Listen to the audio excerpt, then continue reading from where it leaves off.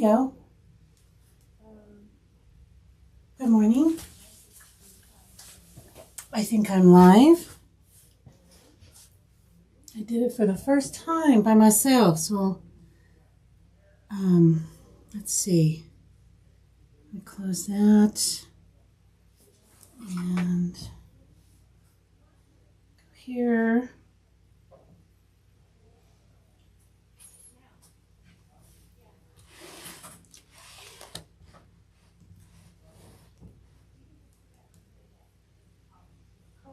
There we go.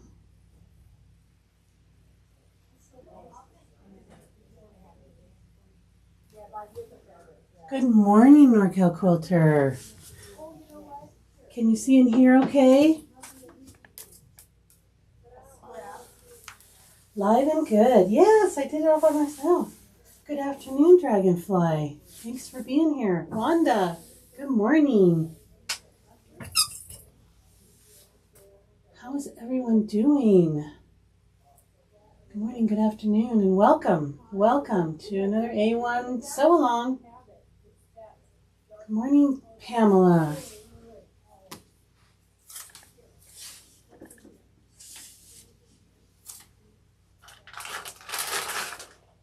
Getting my stuff together here. All of my pretty fabrics ready to go.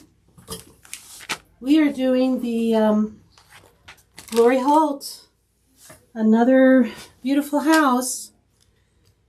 Today we're going to be doing the flag house.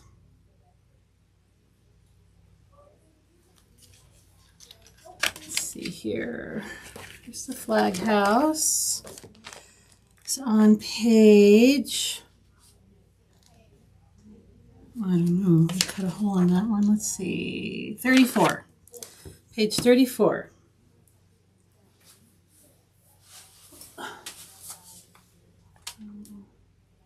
Pop up there. Good morning, Dewani. Good morning, Barb. Yay. You could see in here. I did it right. Yay. Well, all I did was push a button, but I pushed the right button. That's a thing, right? So yeah, we'll wait a few minutes, let people join. How was everybody's long weekend? I hope it was wonderful and safe and fun. Mine was very quiet.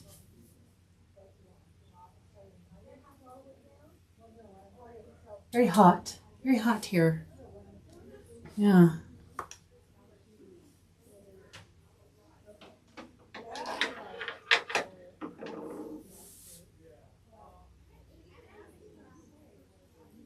Yeah. So we'll just kind of go over what I've done here. I've got all my little applique pieces here. And as per usual, I put SF101 on all of them. And I labeled them, you know. So when I need them, I can find them. I don't have any like cute little labels. I think I'm going to make some, you know. Embroidery Garden has a design where you can make your own like little alphabets. I think I'm going to make some. I obviously need it. I'm kind of wasting paper here, but yeah, so I have all of that labeled. I have my printout here that I made. It tells me what fabric and which step I need to that fabric in for the house and the sashings. It's also telling me what step and what color thread I'm using for which step. And that's for the flag house, and I also have it for the two sashings. So this is available on the website if you need it. It also says what size I cut each little piece because the cutting instructions, if you're doing this or thinking about doing it, you'll find that it's they just use, you know, general pre-cut pieces. Like, so when you only need a 1 by 1.5 piece, they want a 5 by 5, you know, which is ridiculous. So I measured where every little piece goes, and I cut it to what you really need.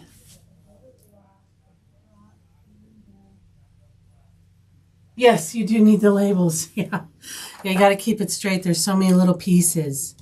But you know, I just tore up some paper and wrote it on each one. But yeah, the alphabets would be a little easier. But you can do it this way too. All right, so let's see what else. This flag house does have an update. This is one of the houses. There's only a couple of them that you need the updated file. So you'll have to go to rileyblake.com, go to embroidery, and then updates, and find the flag house.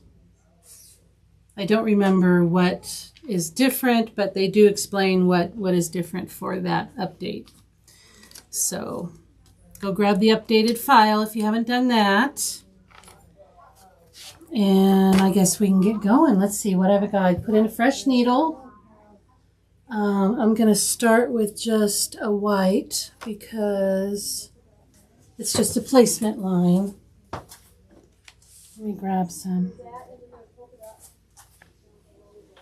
One color I don't have. I'm just going to use a pre-wound bobbin.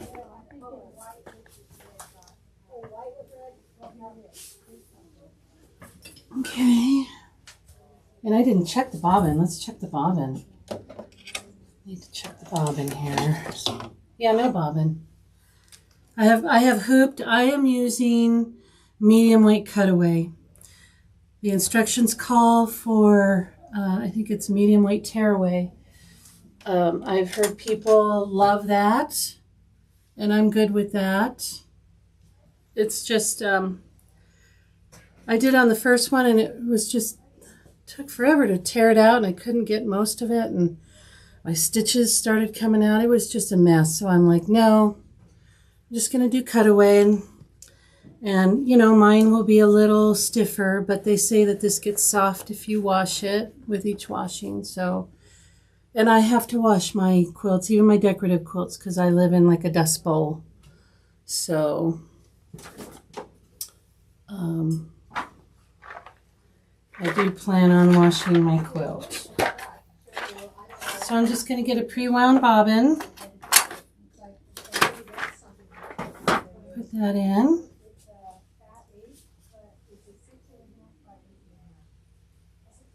I believe we're on house number 5. We're on the second row. You know, we could put maybe the first row together.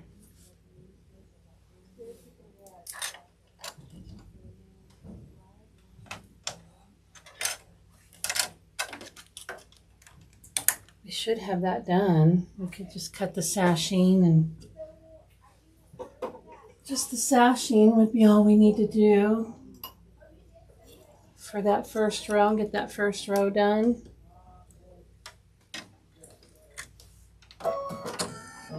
Okay, I'll move you over here in just a sec.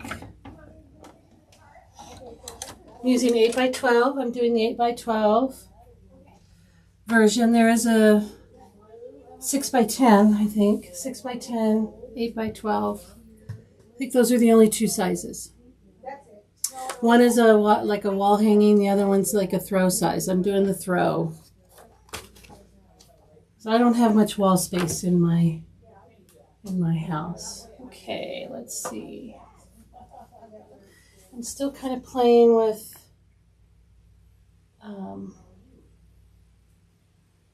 where to put the needle or where to put the camera without it getting hit or in my way. So let's see, that might be good. It's kind of in my way, but I think I can deal with that. Okay, So I'm going to load my design. We only know how to do that. Pocket, USB, grab my house, and embroidery. The first stitch is going to be a line where we're going to put down our first two fabrics. And our first two fabrics are our background and our grass. These are the two fabrics. We need fabric C and fabric K. Those are the first ones.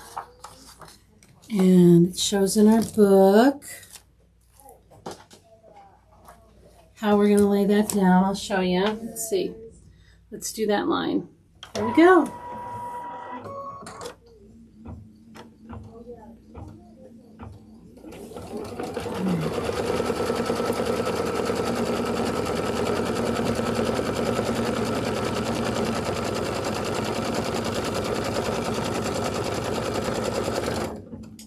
That is just a placement line. First fabric is our background, the big piece, C. And it shows that that's going to go face up, right side up. And there is a longer side and a shorter side. And if I'm looking at it, yeah. So we cut this, it's just like an inch shorter on this edge here and a little longer on this edge. So we want the longer edge lined up with that. Kind of hangs over a little bit. Okay, then we're going to take our K fabric, which is our grass, and we're going to put that face down. And put all that up against that line, face down on the bottom here. Okay. And it's just going to tack that down. Let's heat up our iron because we're going to need to iron a little bit in the hoop. So I'm just going to hold that in place. You can tape if you need to.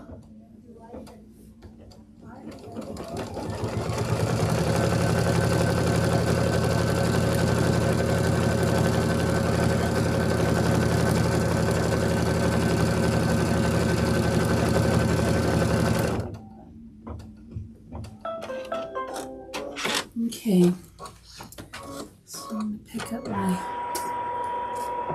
mess over here a little bit, get it out of my way so I can iron. Let's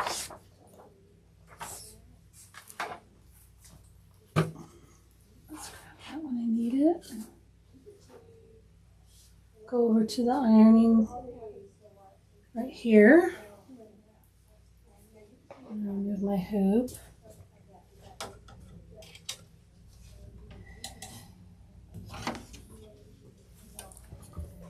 Okay, we just want to iron this down. The next one's gonna be a square all the way around to kind of hold it. But this just kind of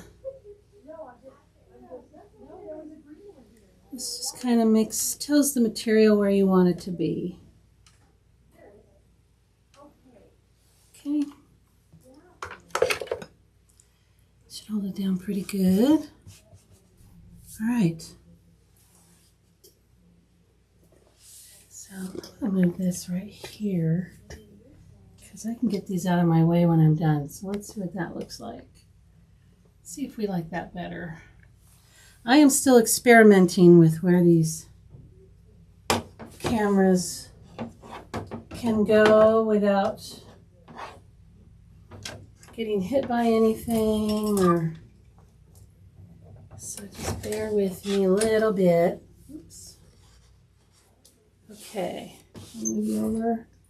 See what that looks like with this one. So we probably want to take a little bit more like here. I get out of the way, that might be better. Let's see. Yeah, so it's just going to do, I'm leaving the white in. And it's just going to do a little basting stitch around here. Okay.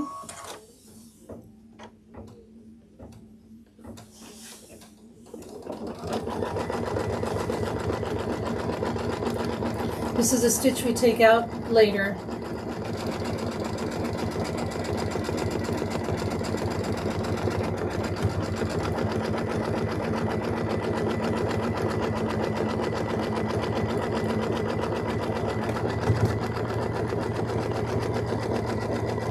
Okay.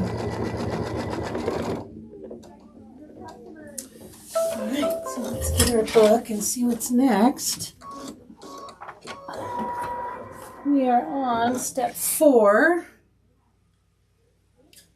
Okay, let's see what we've got here. We're going to do a placement line for the house.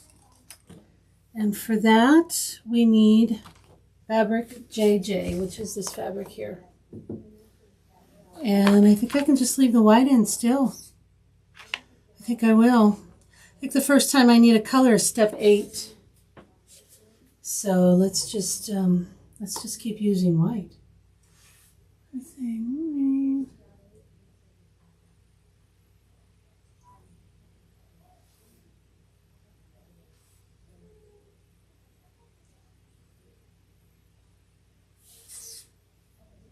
Good morning, Sharon. I hope you're having a lovely day at work. Good morning, Sandy from Washington. Okay, so we're going to do a placement line for the house. Just going to go with the white.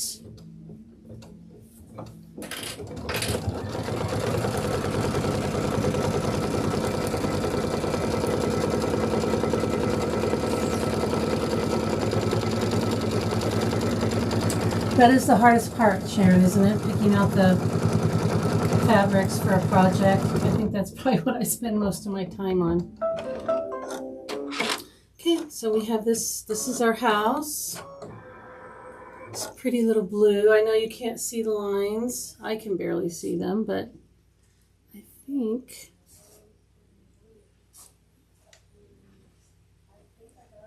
yeah.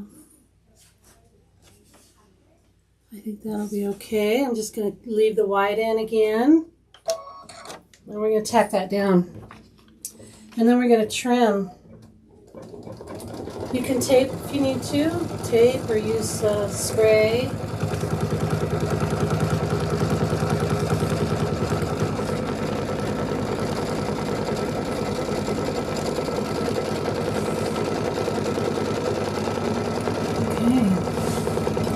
Grab some little snippy scissors.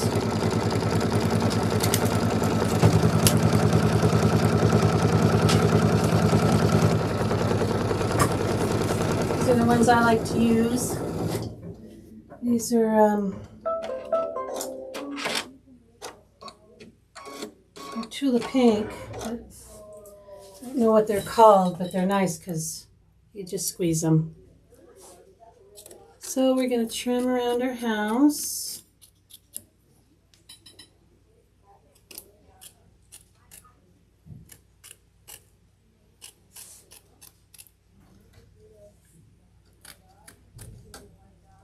I might have to take this out. Just a little bit. Try not to if I don't have to, but I have to move the camera a little bit.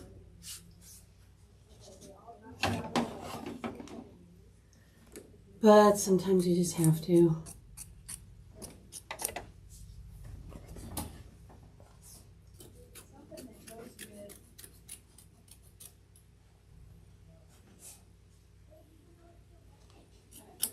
Okay.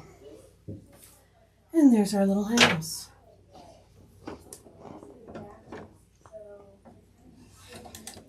What's next? Let's see.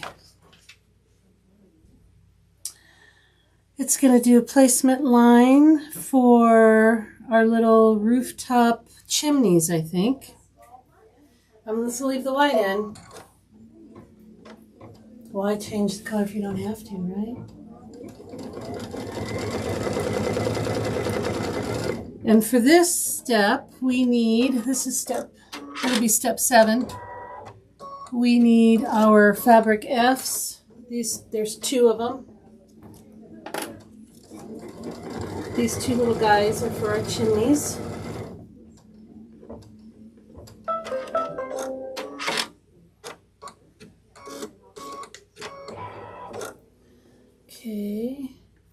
both down because it does them both at the same time. You can tape if you want. Probably should. Again, I'm just using white. Not changing the color yet. And we're going to trim around here. Just going to hold that for a second while it gets going. Okay. Then we're going to trim around those. And then we're going to need to change to our first color. Move this over just a little bit, like here. Let's see what that looks like. Look okay.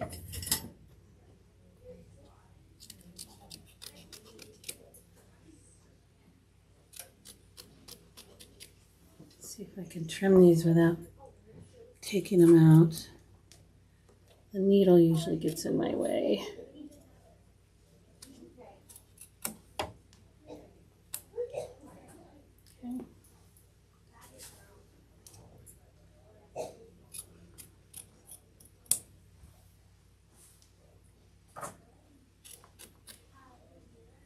I think I can do it. Yay.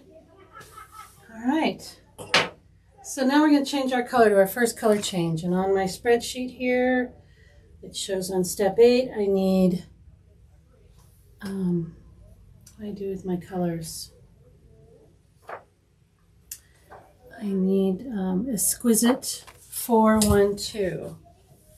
If I can find, I have a big bag of thread. Oh, here it is. There we go.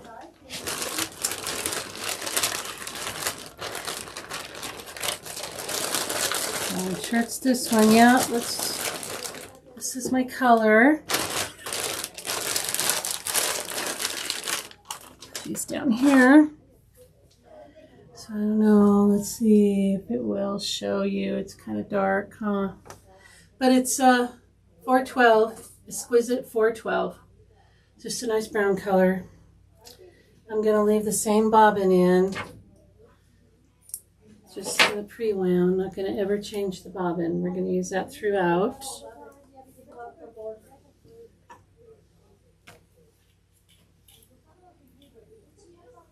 Okay.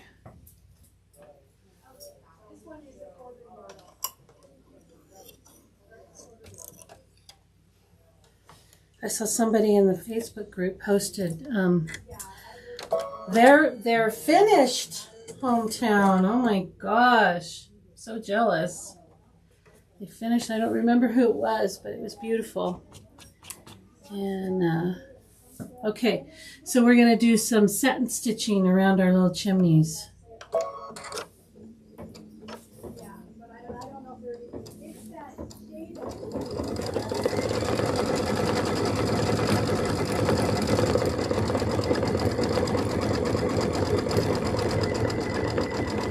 I've never made a quilt like this that's like all embroidered.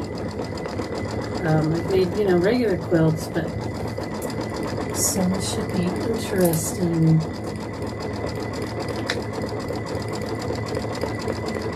To see, you know, in her post she said it was hard to quilt. But I think what I'm going to do is I'm just going to stitch in the ditch around the blocks. I don't think I'm going to try to do an all-over quilting thing. But it's going to be heavy. It's going to be a heavy quilt.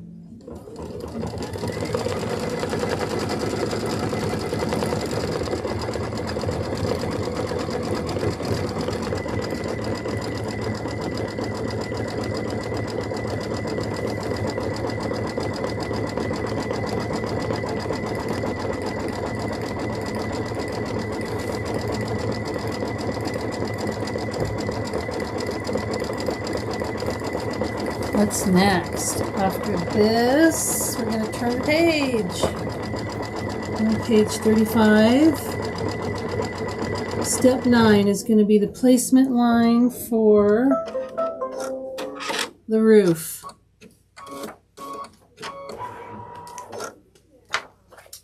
And I'm just going to leave the brown in because the roof is brown. So it should be fine. We need our W. This is our W fabric for the roof. Let's do the placement line.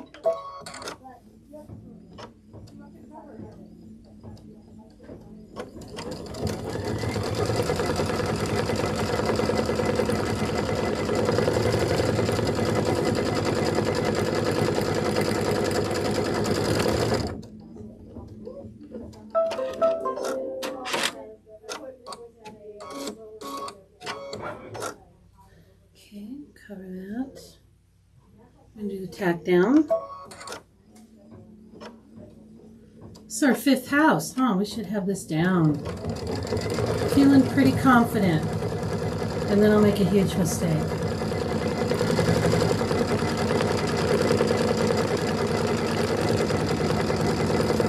Alright, let's get our scissors. We're going to trim that.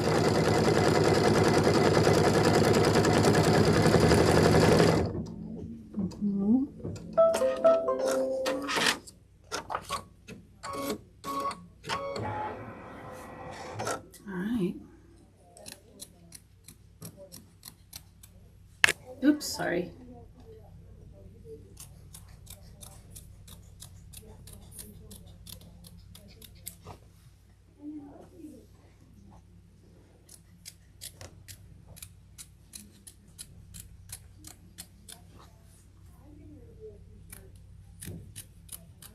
Okay.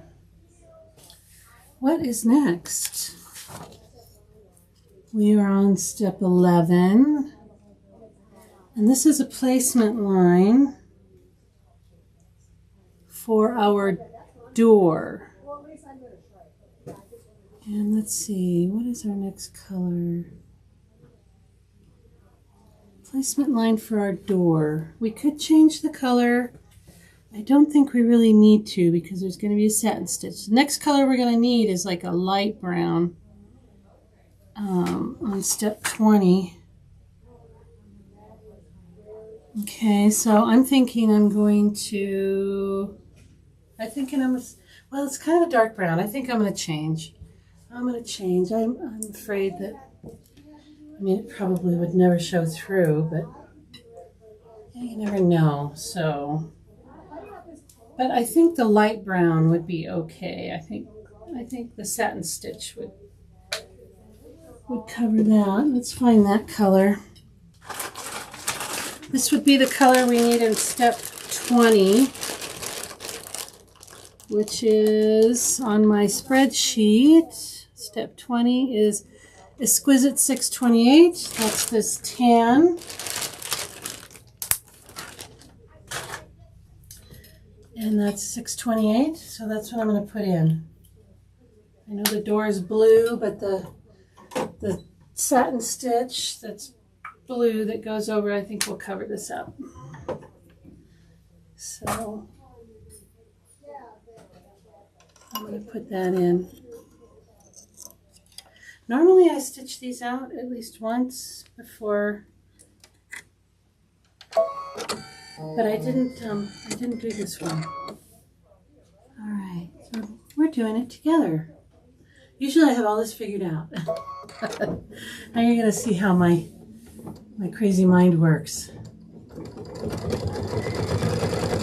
So this is a placement line. It's going to go straight up and down. And what do we need? Step 12, we need fabric J. Let's find fabric J. Here's fabric J. And we're going to do like a stitch and flip on this. Weird, considering there's a satin stitch that goes on both sides, but okay. So I can see my line here. Stops there, starts there. So I'm gonna line that up right on that line. You can tape if you need to. I'm gonna kind of center it. It's kind of little hangover on both ends here, and stitch it down.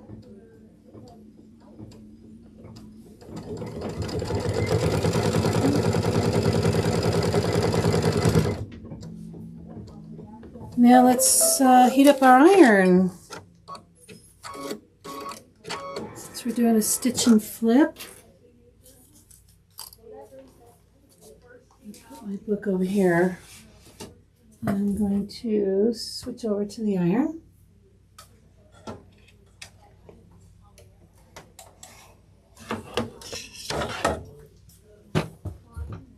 And we're going to do that. We're going to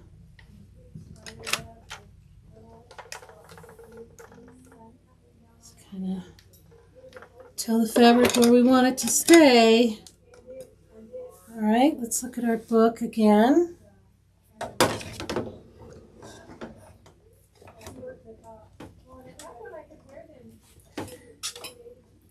Boy, this hoop is tight. There we go. Okay, what does it say? So it's stitch and flip. Okay, we flip it and then we're going to do a tack down. Might as well just leave this light brown in.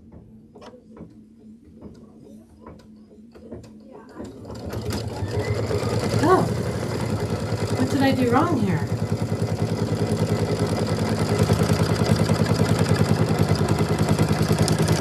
Stop. Yeah, that's not tall enough. Oh, you know what? I have two J's. This one's taller. I should have made a note in that. Should have made a note. One's taller. This one's for the door, and this one, oh gosh. Okay. Let's get out Jack the Ripper. I'm going to have to take this out. Let's cut.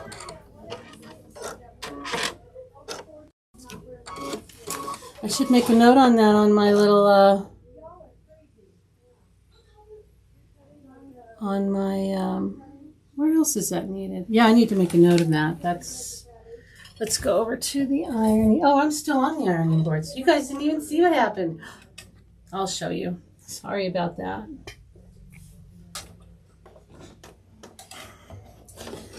So in this step, you have two different pieces of the J fabric. One's taller and one's shorter. And you know, you can't see it, but it didn't hit that peak. So I'm gonna have to pick it out here.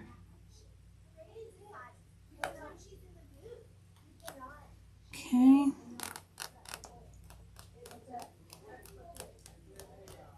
This is where you really need a nice sharp ripper, because some of this is double stitched too.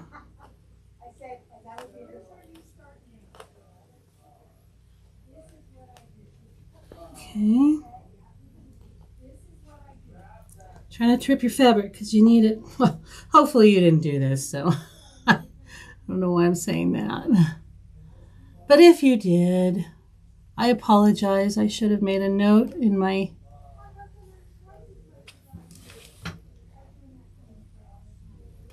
spreadsheet to let you know that there's two different sizes of this. And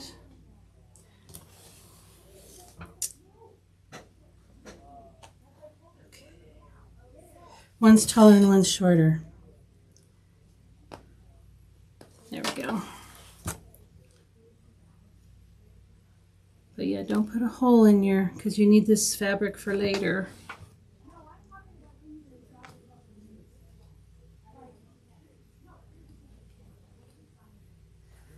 I could put my glasses on so I could see. Sometimes I'll sit and struggle not being able to see. And then I'm like, why do I do that? Why? Okay. Like a knot here. There we go.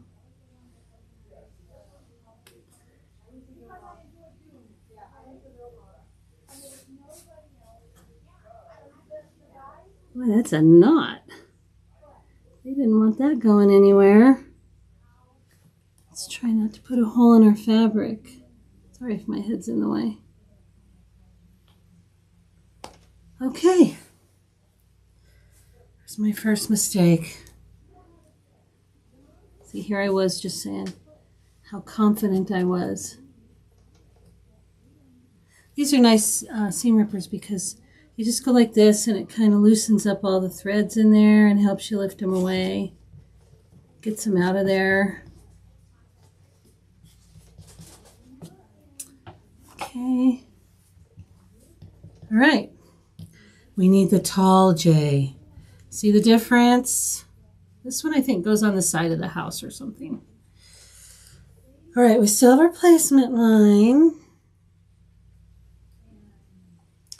So I wish the placement line would have like done the whole peak and everything. Then I would have known.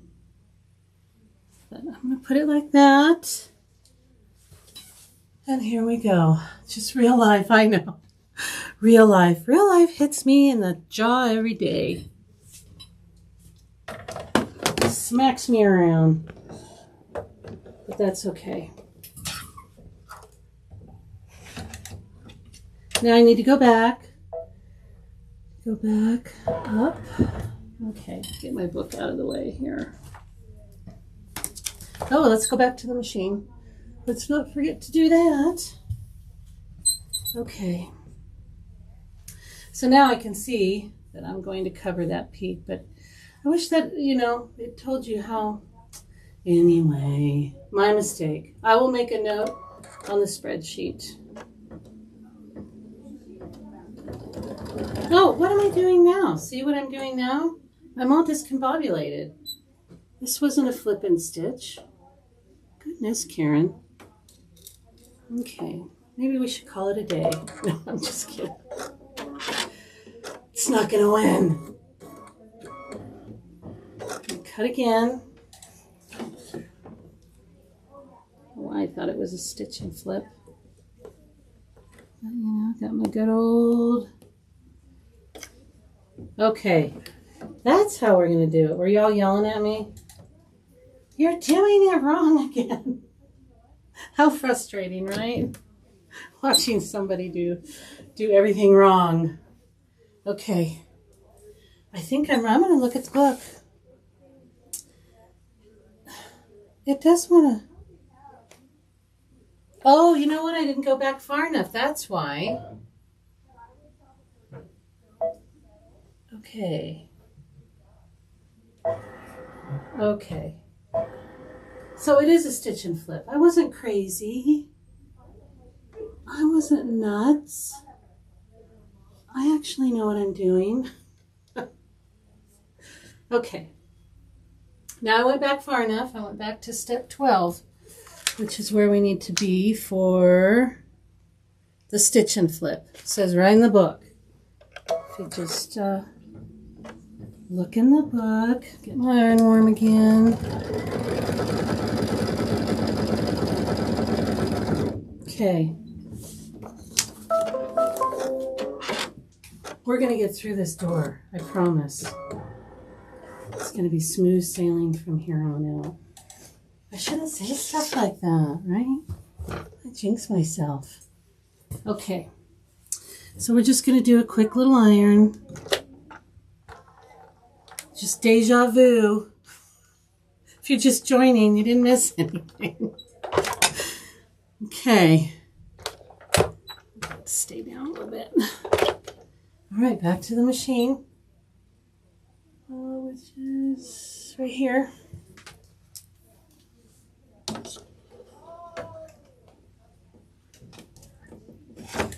All right, now it's going to do this peak thing.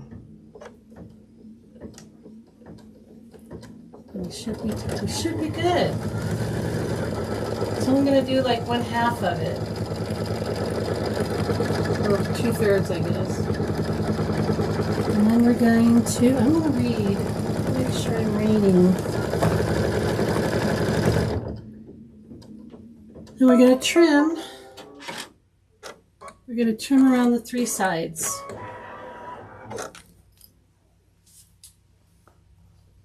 Okay.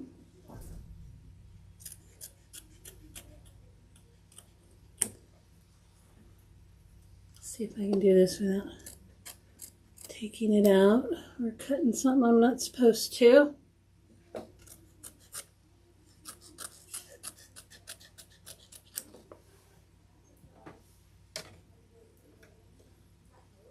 That needle gets in my way every time.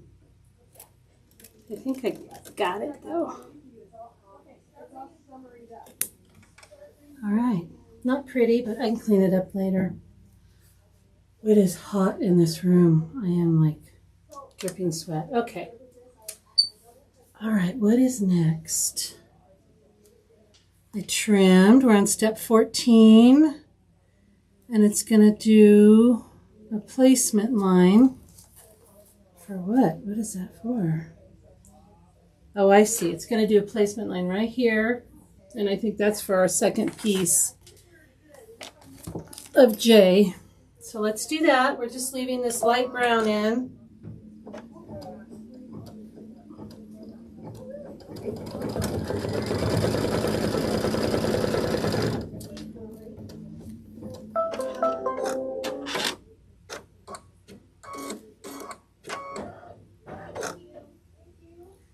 Okay, we're going to do a stitch and flip again.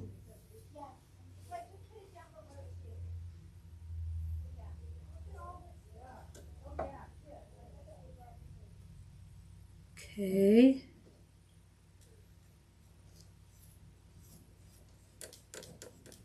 And clean that up a little bit. There we go.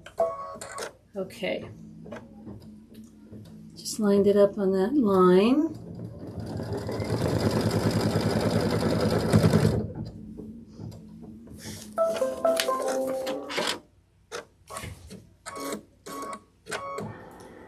Gonna need our iron again. If you don't have to iron, you can just kind of, let's put you over there. You can, nope, this one, yeah? Yeah. Get these out of there.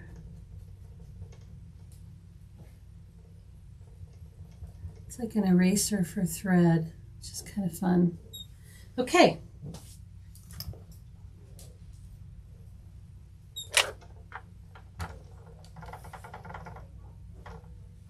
Okay. All right. Back to the machine.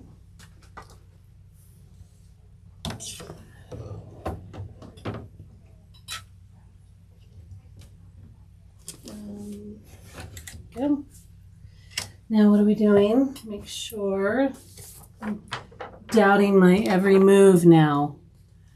Okay, we're going to do the tack down and then we're going to trim around it. Tack down. I'm still using that light tan because these are all going to have satin stitches around them.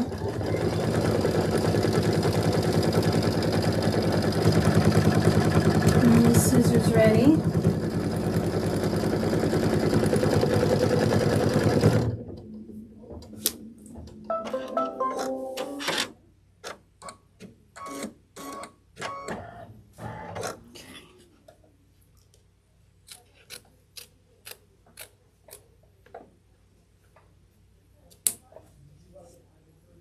Why they do the stitch and flip on these, but okay.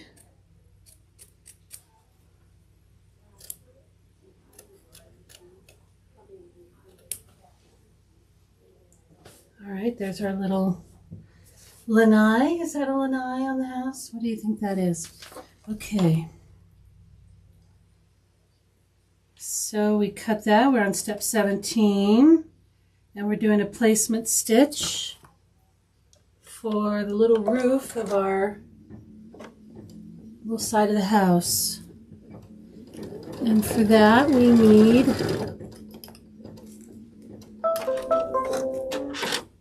W. This W. And this is a stitch and flip again. Okay. All right, so we're going to line that up here with that line. Oh, wrong side down. right side down. Okay.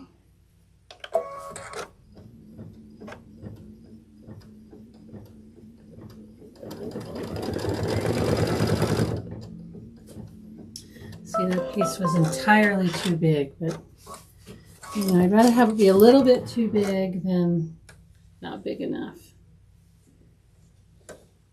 So, if you wanted to finger press it, you could.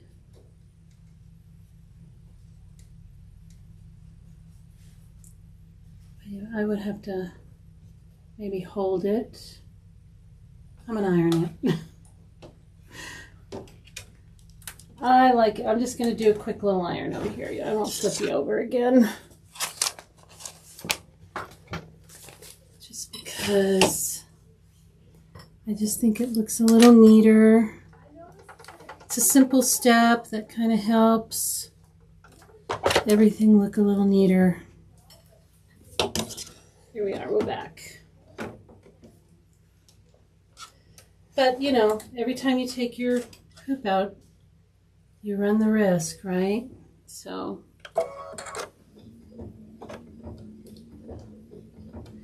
now we're going to do the tack down.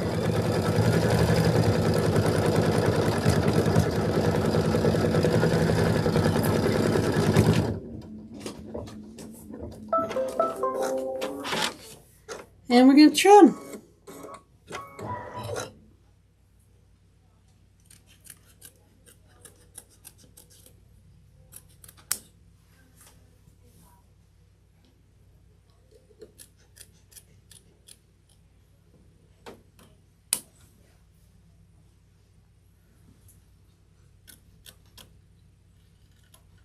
Just the 3 sides. All right. Next, we're on step 20, and this is where we need that tan that we've been working with. We're going to do our little satin stitch around that little roof.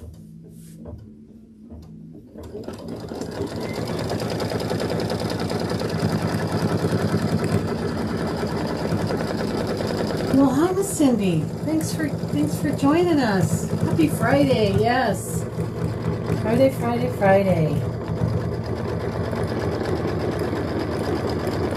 What's happening here?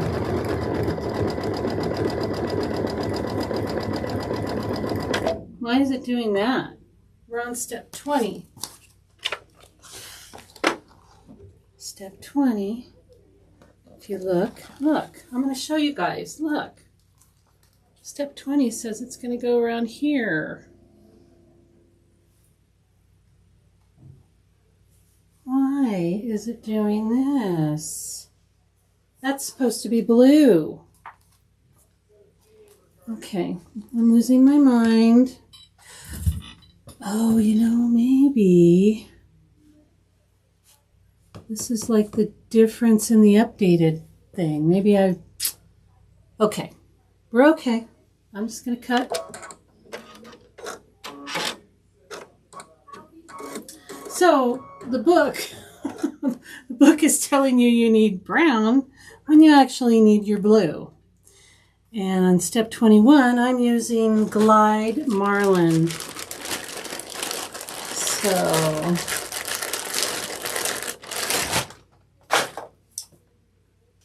okay, this is the Marlin. I'm going to use that.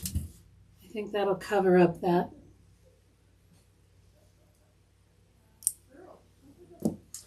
Goodness. This is why I usually do one at home. And I'm sorry that I didn't, and I will never do that again. I will always do one at home. I need to hold it over more. I need to hold it over more. I don't know what is happening here, but we're going through it together. It's going to be great.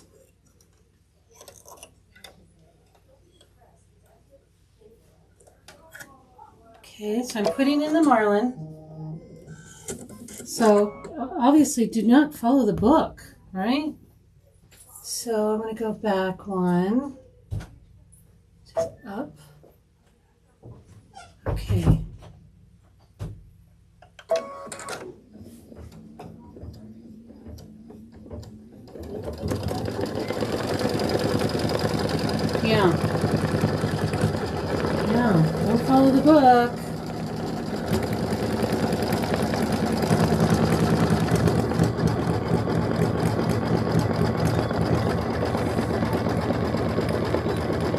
Yes. Oh, I need to hold it over more. You know what? I'm going to put it over here on the ironing spot while this is going, and I'm going to show you. I'm going to show you guys exactly what happened here. So I'm following along, la-di-da, in the book, all happy, and it says step 20. Let's see if you could see that. Step 20, it says I need this color, and it's going to do this.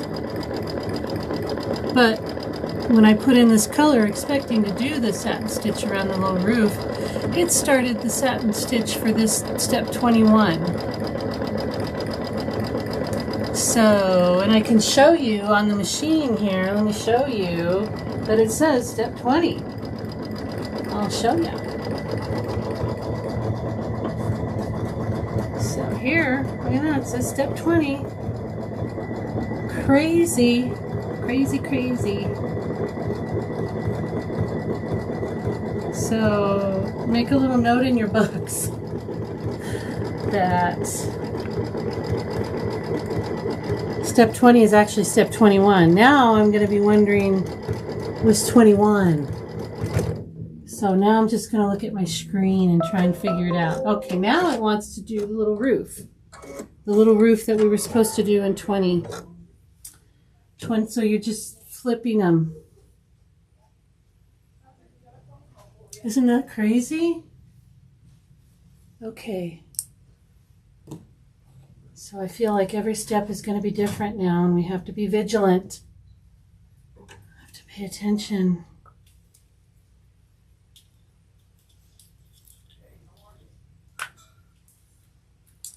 We got the marlin. So now I'm putting this back in, this light, this is exquisite 628. Because it's showing me, I'll show you on here. This is what I'm looking at right here. I have to pick up the camera, so it might be jiggly. But this right here is what it's showing me.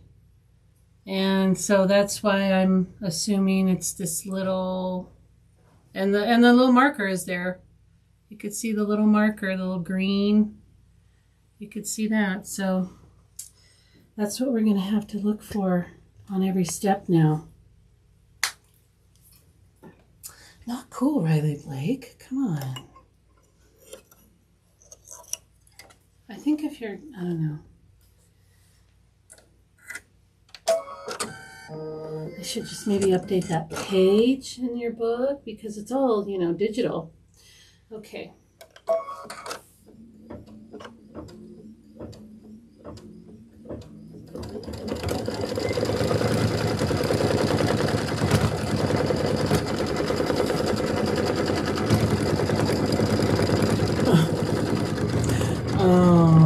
So, Barb says, in the updated states, there is a new step 20. You can download the new instructions. See? And here I was blaming them. That's on me, right? Thank you, Barb. I appreciate that. So when there's an update, like I said, they do put what's different in there, and it just didn't register with me in my brain. But again, I usually do these once at home before I do this, and I will definitely do that for sure. Sorry, I moved the camera a little bit.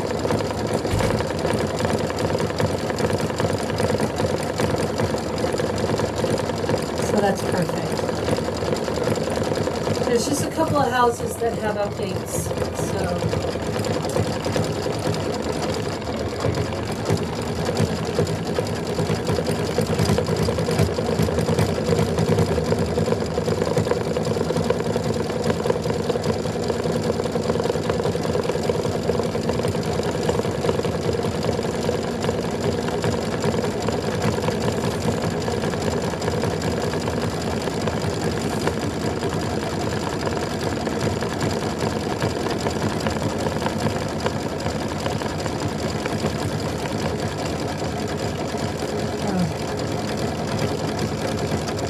Well, no harm, no foul. We got through. You can't even tell.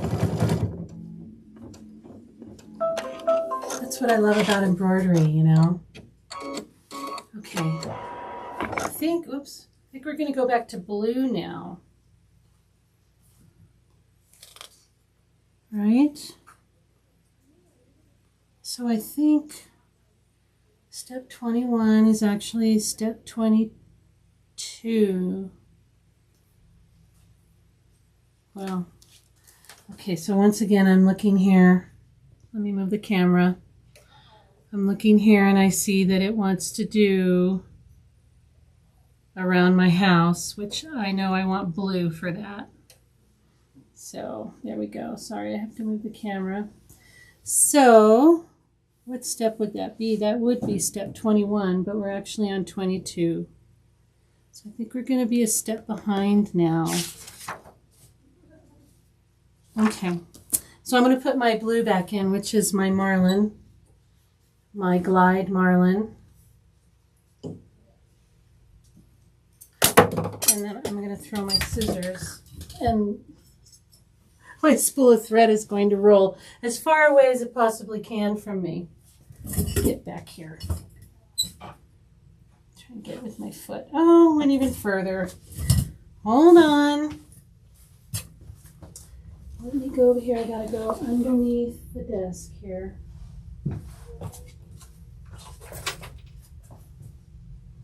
Okay, got it.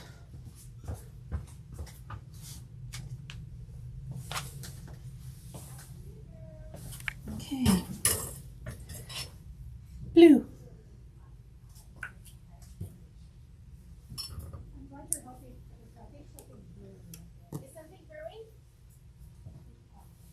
Okay. What's going on? Is everything okay? Yeah.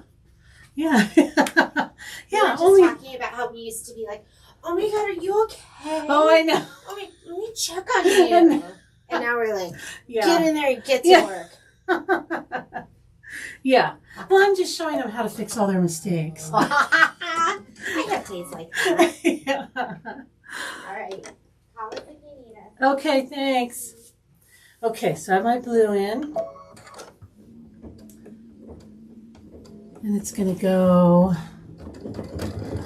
on either side of the door and either side of the house.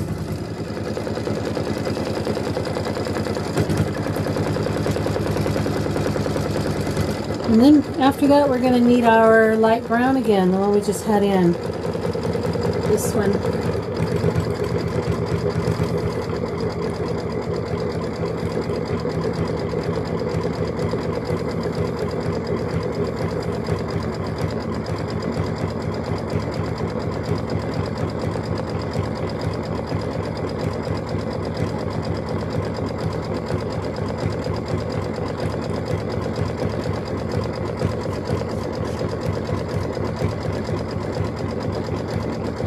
Still looks pretty cute. Good morning, Chris. Thanks for joining us. How are you?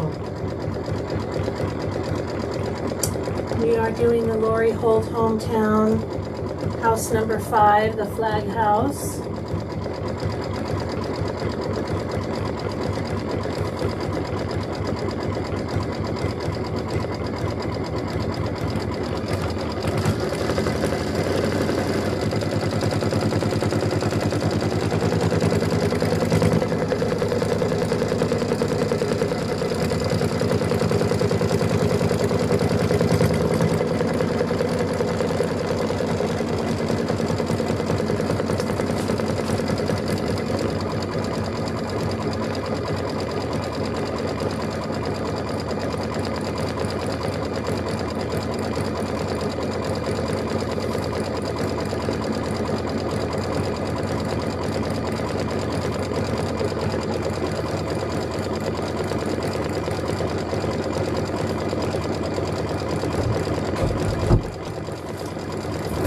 See, I got a mocha over here. I'm taking a little sip.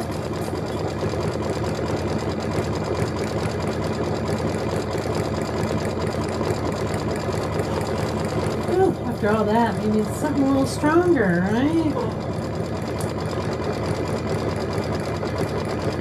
Don't drink and sow. Not a good idea.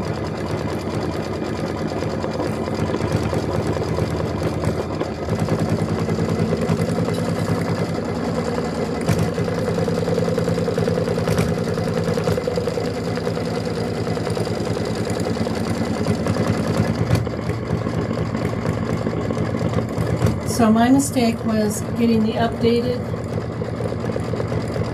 design for the house, but not printing out the updated instruction. Probably just the one page, I would think. So don't make that mistake.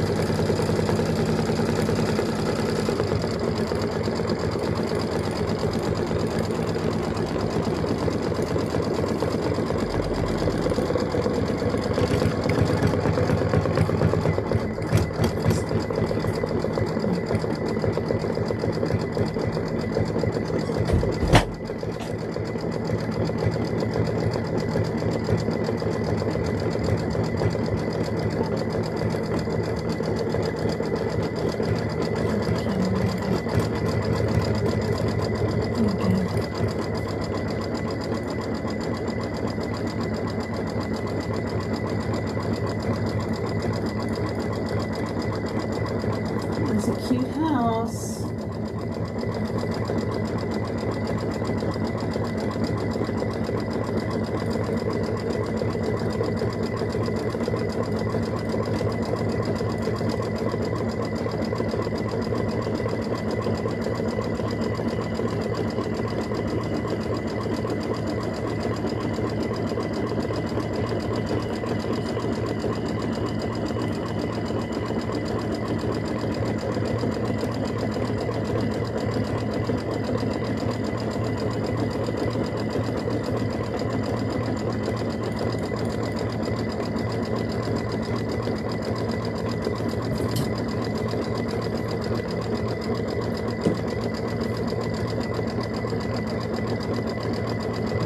Get our light brown ready.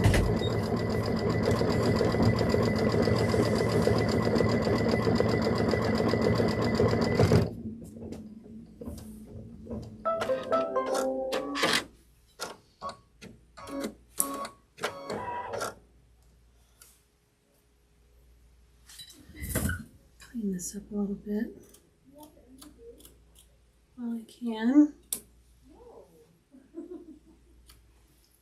Okay. There's something here. Yeah, okay. Let's put our light brown in.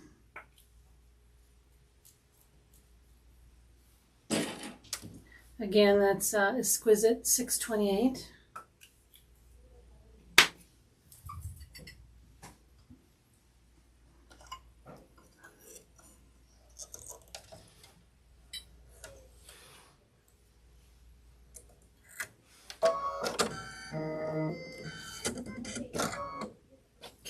Here we go.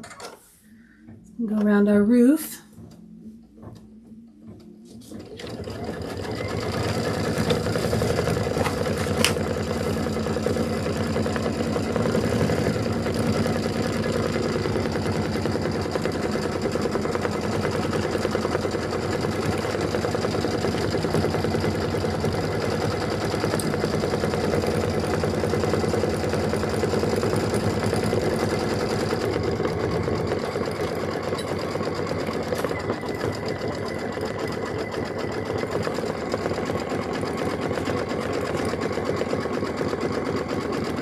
Good afternoon from Michigan. Thanks for joining us, Brenda. My dad was from Michigan.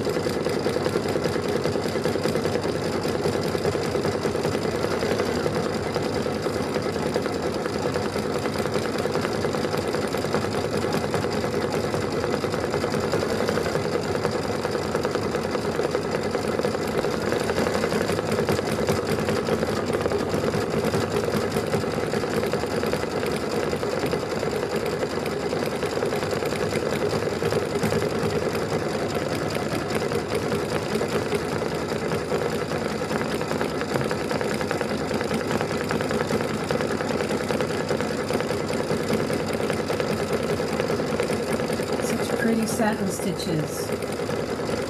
Let's see if I can show you. Move the camera in really close. You see how pretty those are?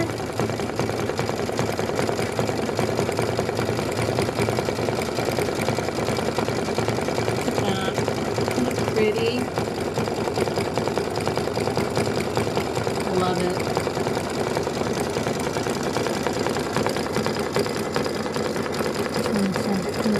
Too much.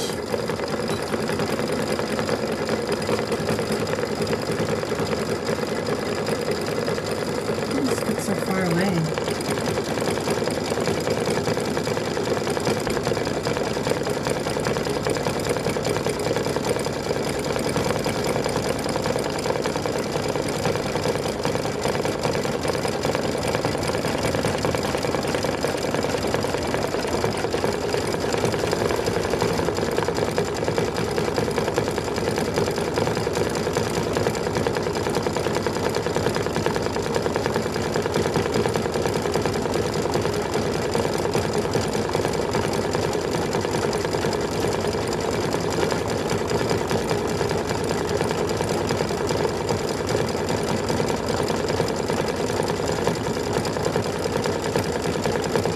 It is a gorgeous stitch, Martha.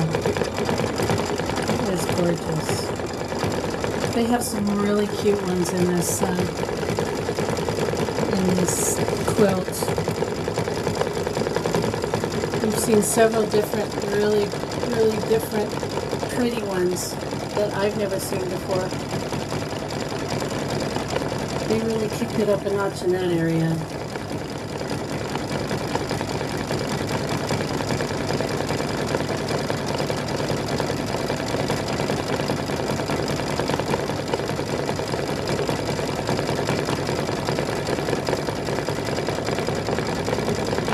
Let's see what's next.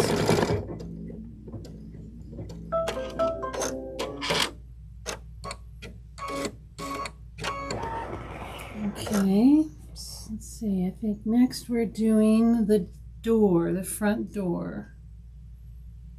So I'm going to put blue back in.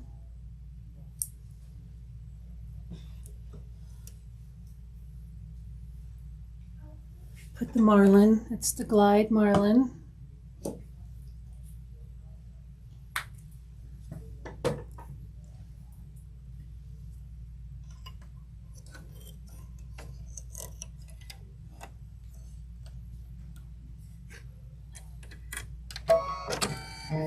And we're going to need our fabric M, this fabric. So cute, little flowers on it. And that's going to be our little front door. Let's do the placement line. Let's see here.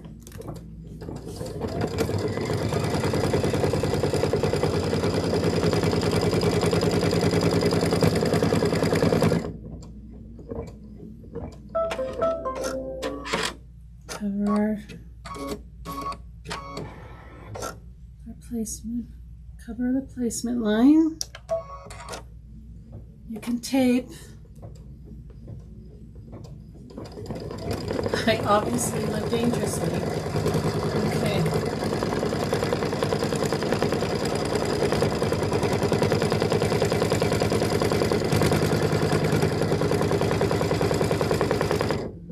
Now we're going to trim that.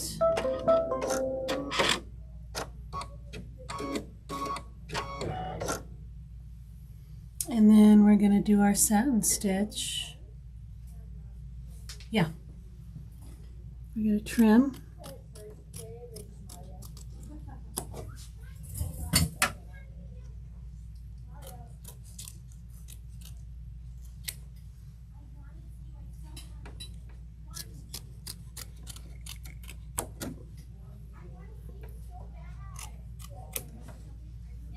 Okay. All right, shows the satin stitch around the door, and I want that to be blue also.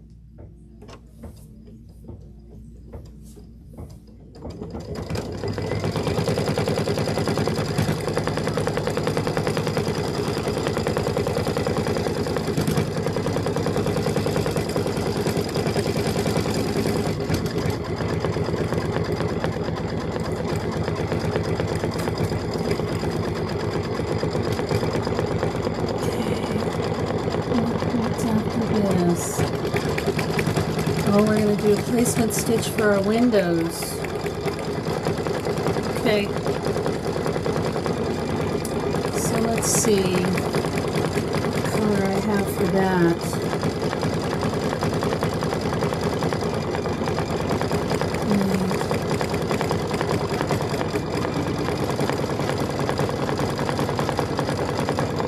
So that I'm using an isocord.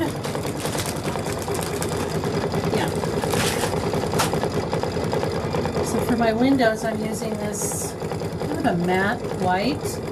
It's isocord and it's number 0670.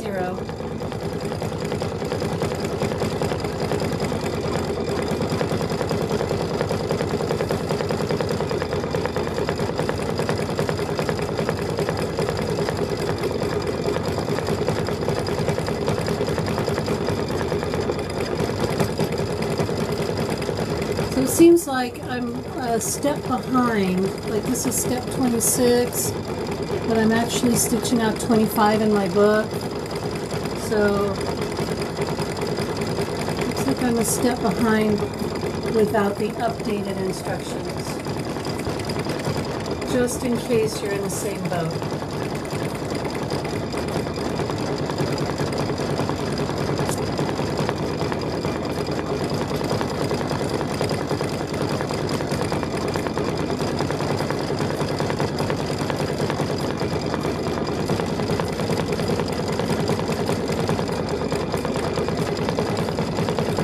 But from now on, I'll be very careful to read what the update entails, and I'll make sure that if you need to download more instructions, I'll put that on the spreadsheet in big red letters or something.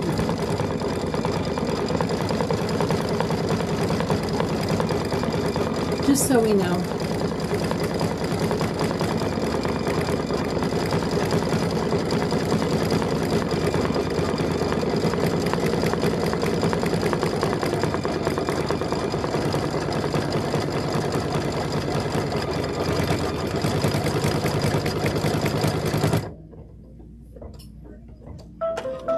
Okay, yep, we're going to do placement lines for the windows. I'm going to switch to the white.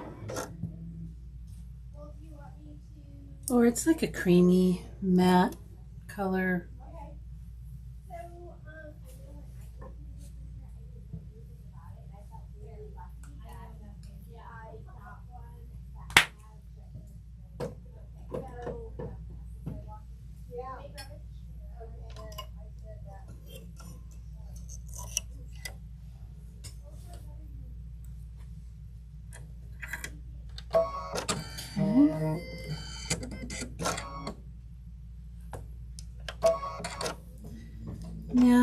get my G's, my G fabric. Got 2 of them.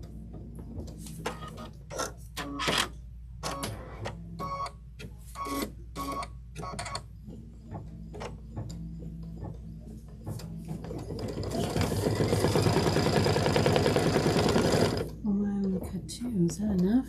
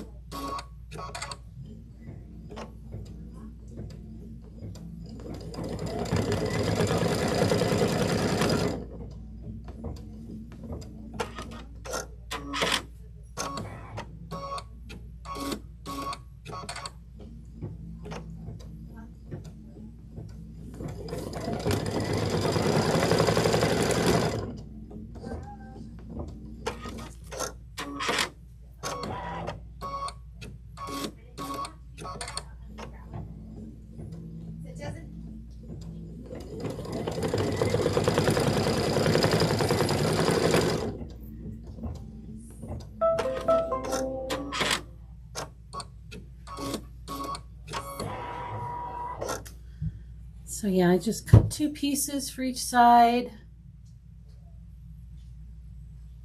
but it is going to tack them all down at the same time. So I think they have you do like a 5 by 5, and you could, you could do that, but this should be good enough.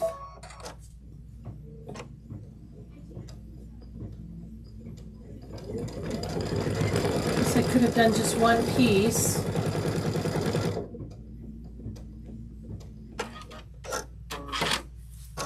Okay.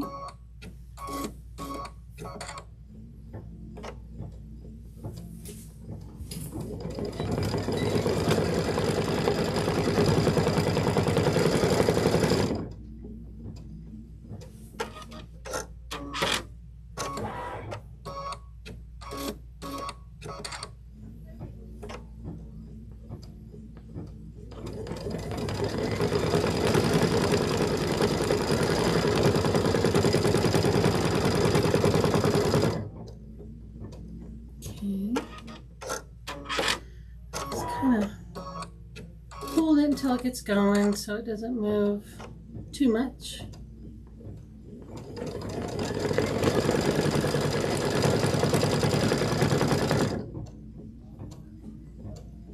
And then we're going to trim that away.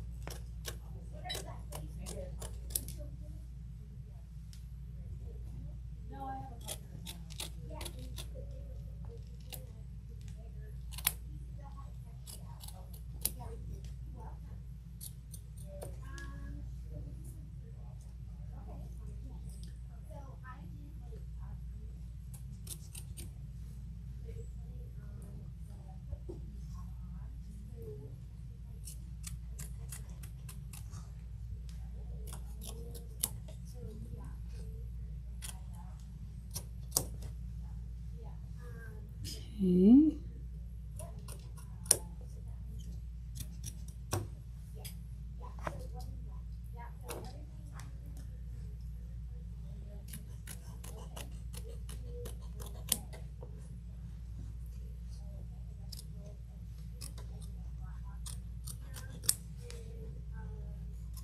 Try not to take it out of the machine here.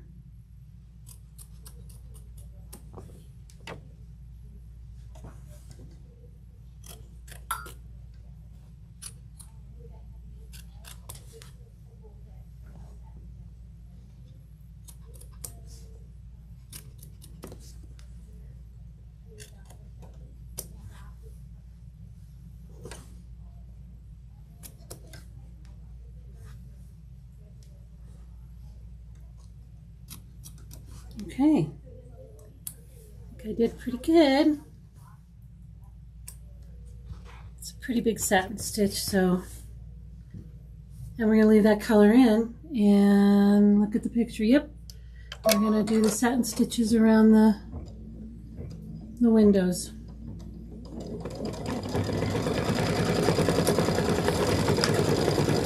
And I can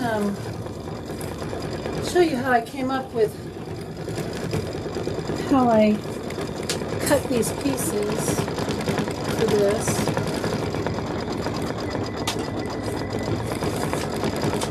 If you have a Brilliance, which is free, there's a free version. Let me switch over here. There's a free version,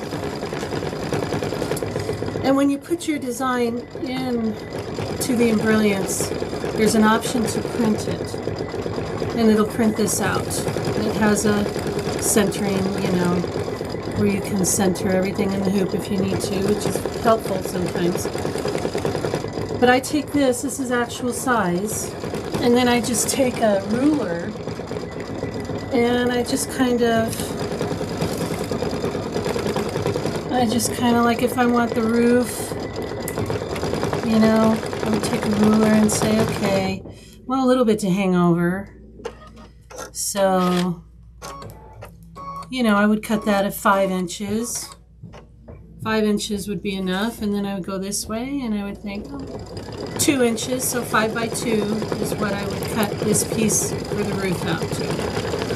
And, you know, like the windows, I just kind of went, you know, look, 2.5 by like 2.5 would catch all 3 of these. So that's how I did that for the applique pieces. Like for this, I think this is the piece for this little planter here, and I just kind of went, well, 2 by 2 should be fine, you know, but I double check and make sure. So this is really helpful in that regard, you know, like the moon, you know, what did I cut? I cut this piece for the moon, and you can actually put it over, yep, that'll cover it, you know.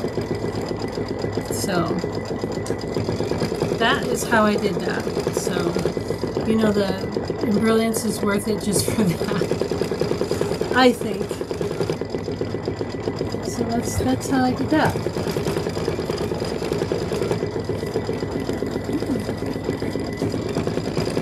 And I do that for each house, and I did that.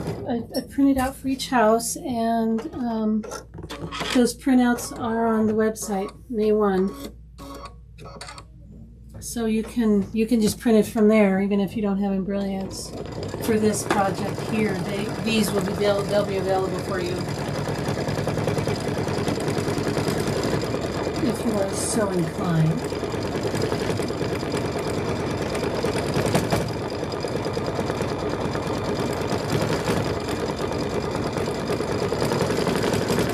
First 6 houses, so I'm gonna send her the next 6 houses. I'll do that tomorrow, and she can put those up on her website.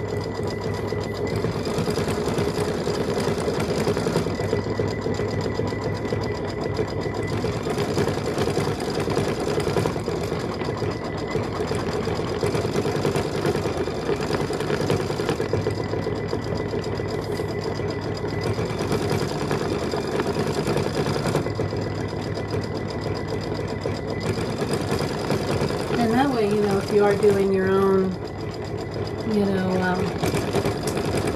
somebody said they were going to use their own stash to do these houses, and, you know, that way, you know, if you only have little pieces, you can use a lot of them in this.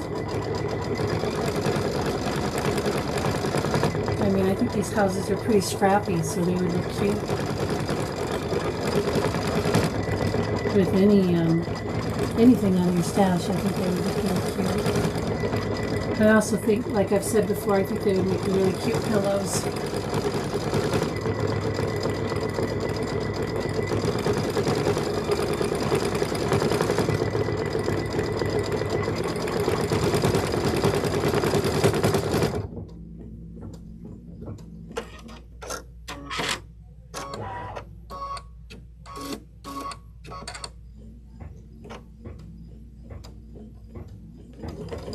You betcha, Kathy. Yeah. I really enjoy hanging out with you guys. Stitching and having fun. And yes, yeah, I'll make all the mistakes. And I know I appreciate that when I'm doing a project. And I'm watching somebody on YouTube. I like it when they show their mistakes because chances are I'm going to make the same one. And it's all good information.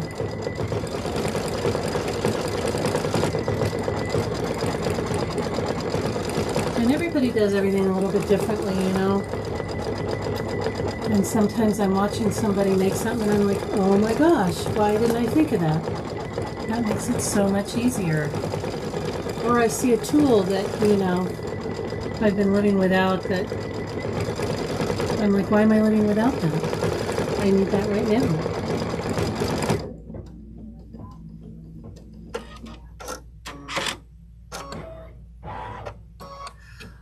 Batiks, yes. There's some beautiful batiks out there. That would be so pretty. Yeah, that would put a little touch of, you know, little touch of elegance to the cuteness. That would be really cute. I hope you put it on Facebook. I would love to see it.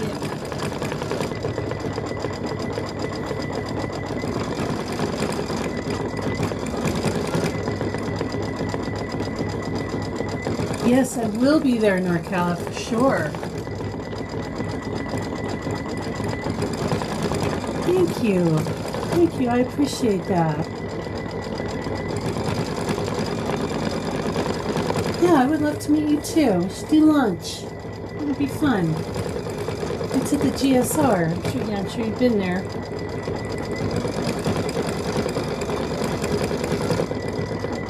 The GSR is a casino. It used to be MGM. Anybody remember that?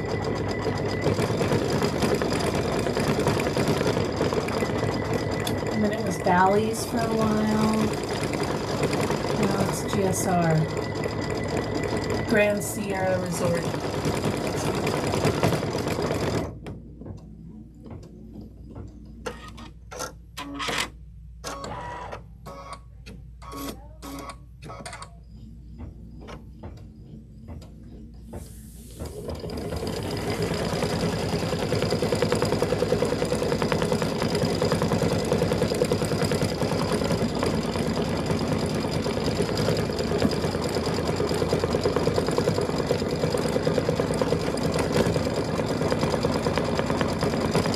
Yeah, it's a nice resort. It's a nice little resort.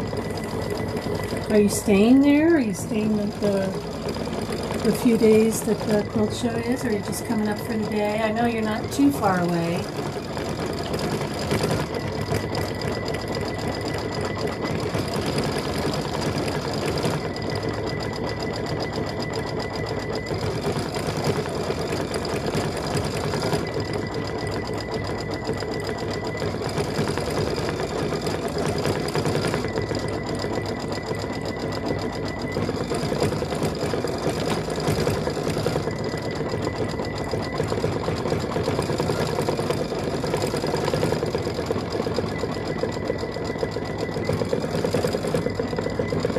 We're almost done with our cutie pie windows.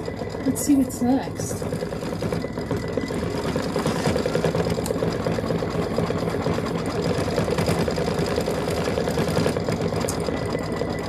And we're going to do the little stoop in front of the door.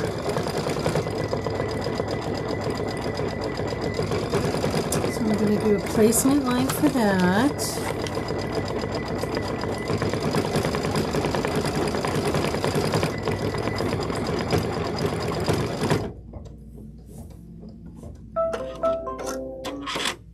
And I'm just going to leave the white in for the placement line.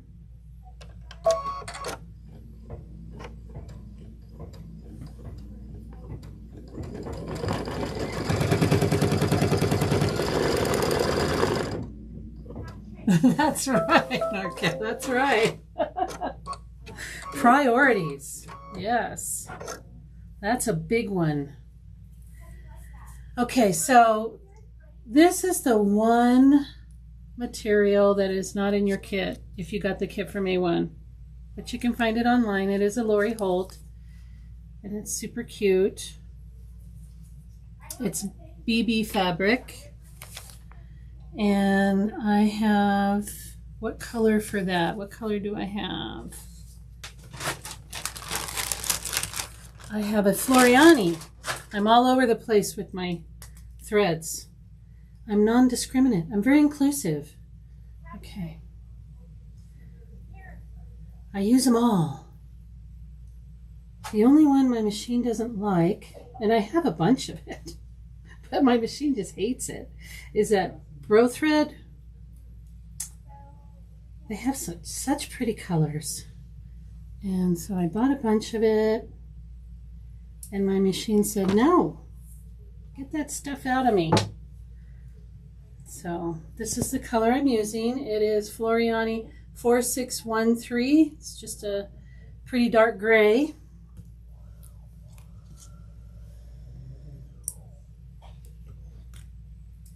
Oh.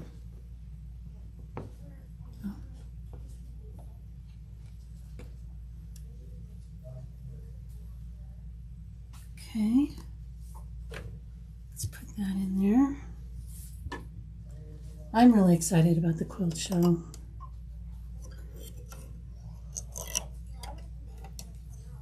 I find so much fun stuff there. I like.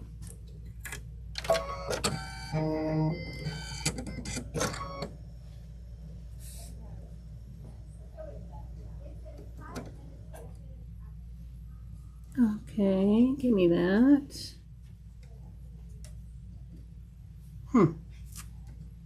There.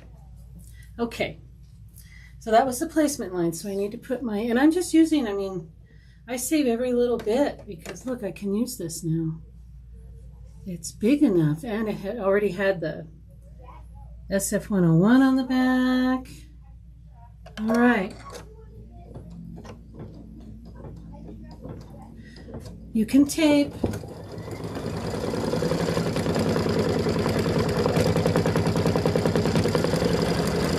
You probably should. There we go. Then it's going to do the satin stitch. I'm going to have to take this one out because it's, why does it always like, wherever the needle stops, it's not in a great place. It always like as far away as it can for what you need to trim. Just Murphy's Law, right?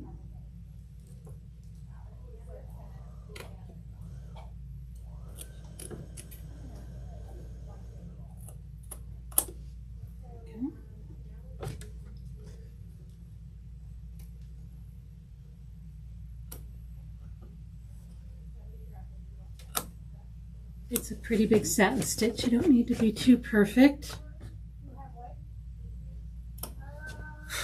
Okay.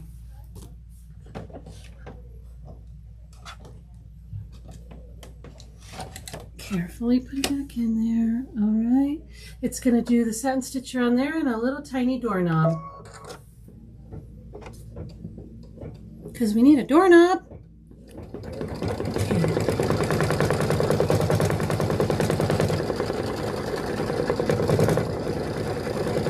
Kind of a thick area.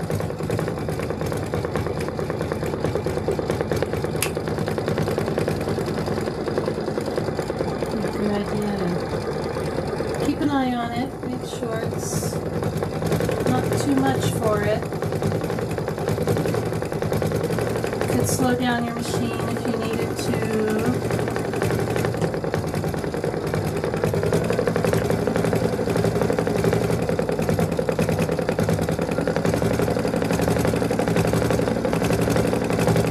Yes, I love to see what's new, yes. And things that, you know, you wouldn't otherwise see, like in your area or your local shops. That's what I really enjoyed. Just seeing all that stuff. It's when I first discovered, I don't know if you guys have ever heard of hot ribbon, but it's ribbon that you can iron down. It's really small and thin, but it's pretty bright colors, and you can like outline. You can actually, I mean, it looks, you could, you know, create a whole picture with that. It's so fun to use. That's the first place I ever saw that. I've never seen that before.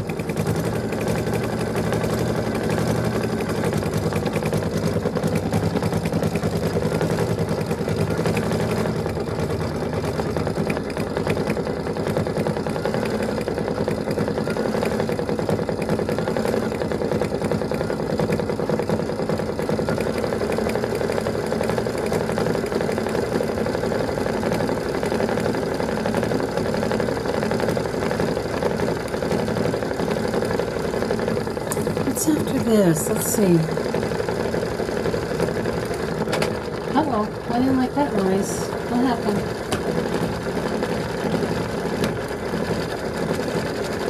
Put the glasses on. Let's see if it's being, yeah, it's being kind of icky. Let's cut. I think I have a caterpillar. Ooh wee.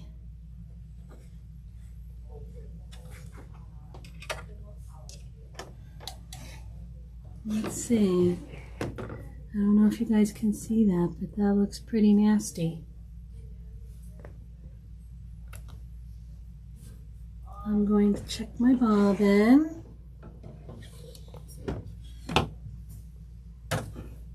I'm just going to rethread everything. That looked okay.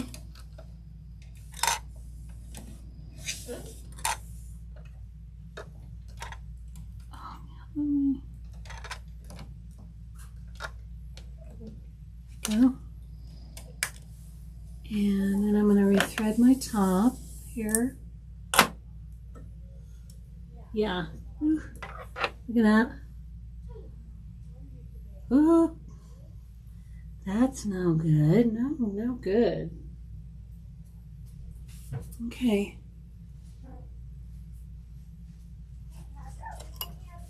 Maybe this machine doesn't like Floriani. I haven't had a problem until now. I'm only going to go back a few stitches.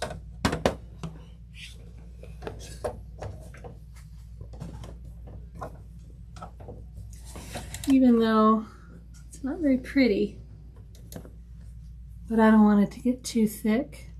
So I'll go back about 20. Why didn't it move? Oh. Now, okay. Well, let's see.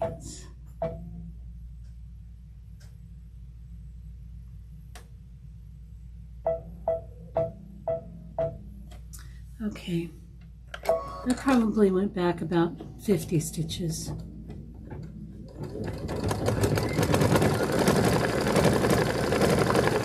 It's just going through so many layers that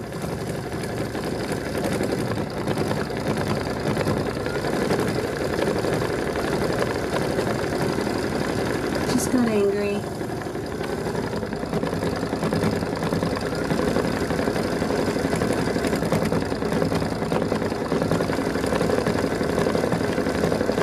Well, my little concrete stoop has a little, you know, little wear and tear.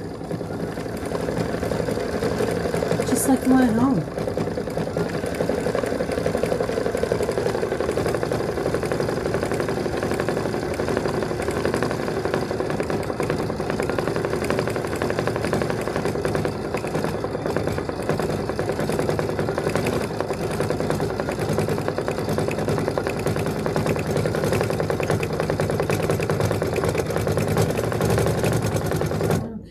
Goodness. Okay, now we're going to do the doorknob.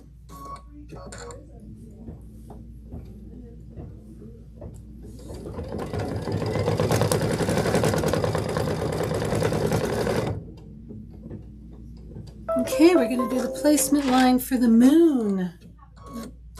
Is it the moon? Yeah. So I'm going to take the gray out. And what color do you think I did? Let's see. That was step 34. 34, I did this one. It's Exquisite 763. That's what I did for the little moon. Is it a moon? Yeah, it's a moon. Okay.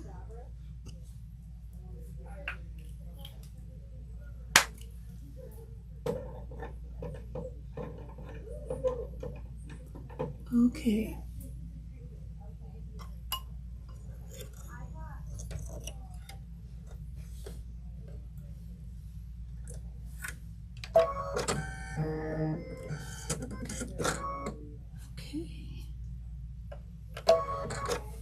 Placement line for the moon, we need our fabric S. This is fabric S. A piece of that right there.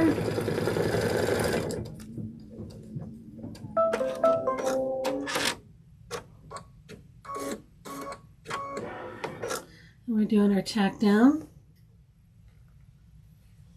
Make sure we're covering everything. You can take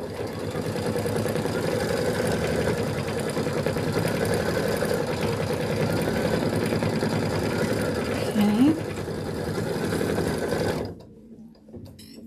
And we're going to trim.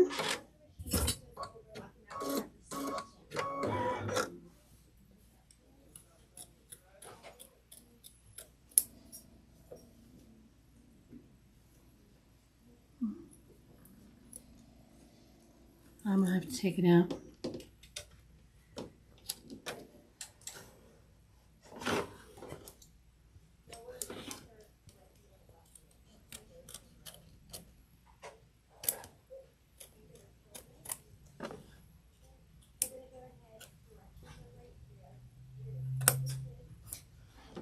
Oops, sorry. Bumping the camera. Okay. There's our little moon.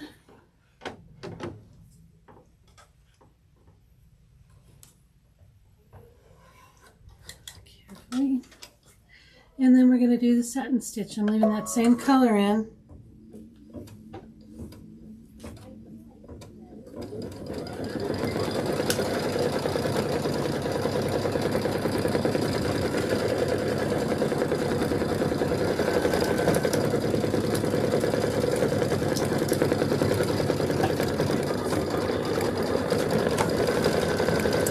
We're almost done. We're going to move on to the flag and the flower.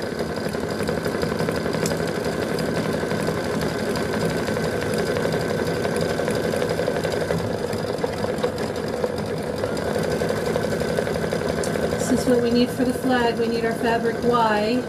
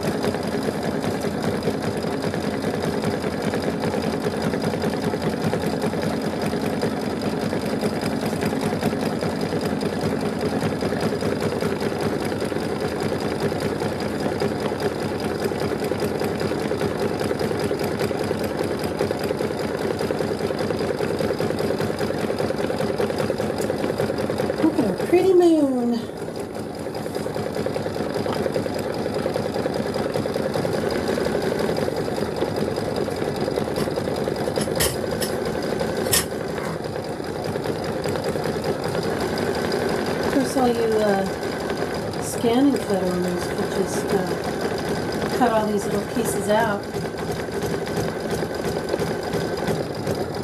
And in Brilliance, you can also create an SVG.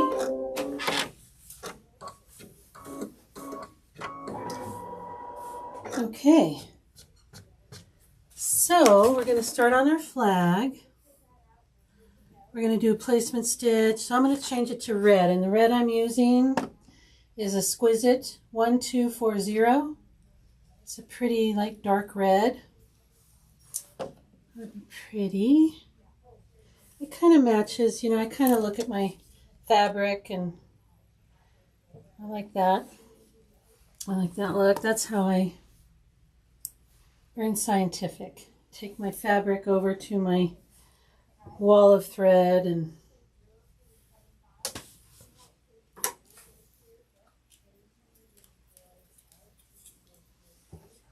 okay.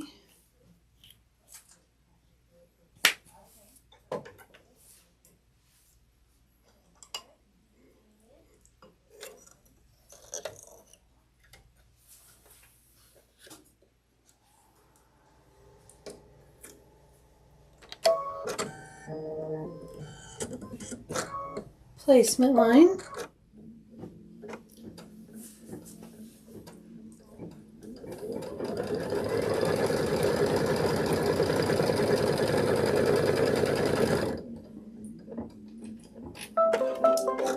Fabric Y.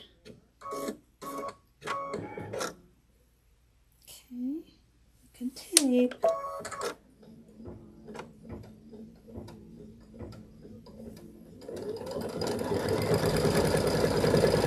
And we're going to trim.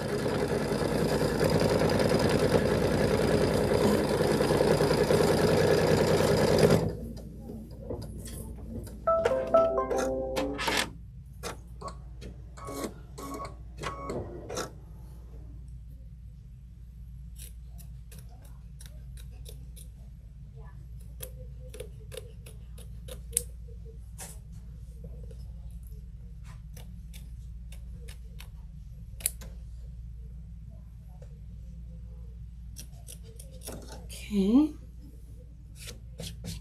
and then we're doing our little satin stitch around. We're going to keep that red in here.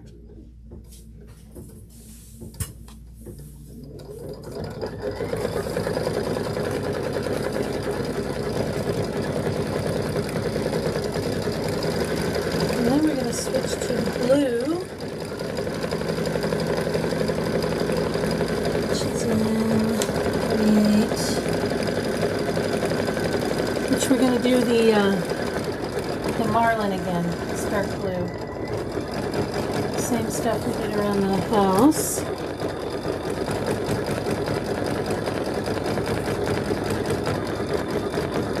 It does have that. It's like a scallop. It's so pretty. So pretty. You can really see it with the yellow.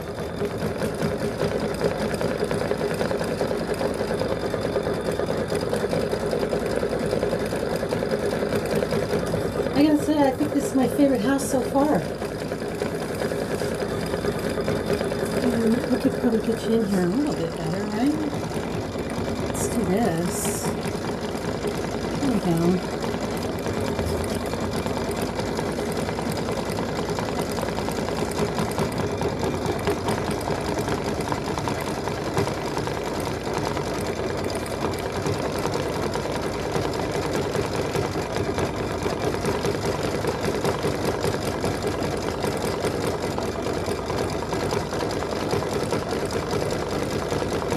We got the same little motif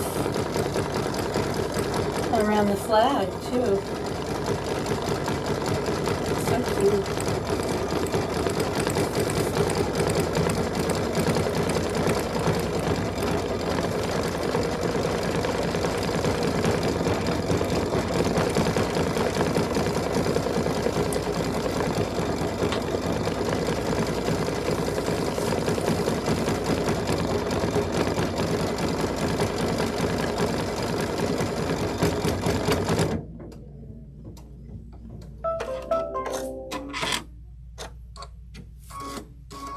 to switch to the Glide Marlin.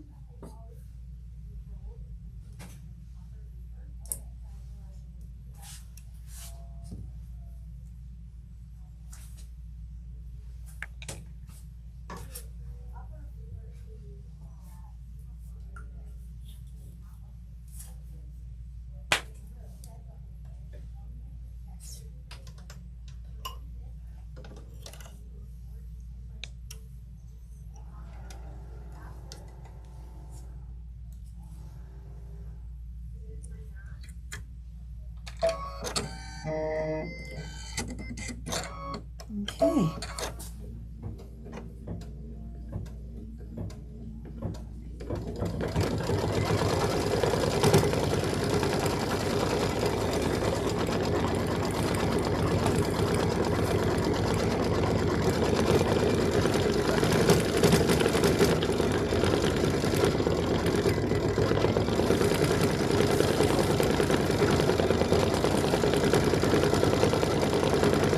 We're going to do the flagpole. We're going to do this Floriani again. Hopefully it behaves.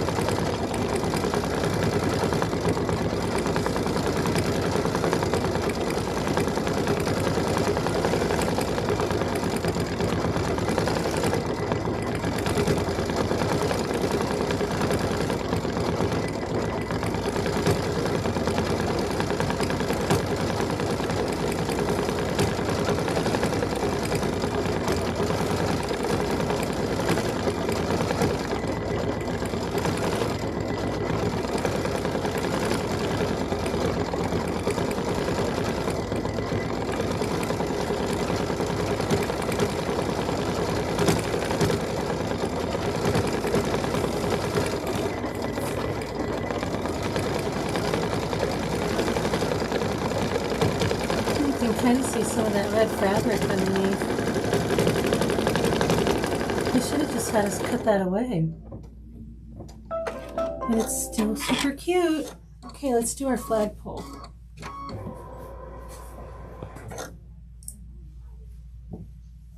Do our Floriani.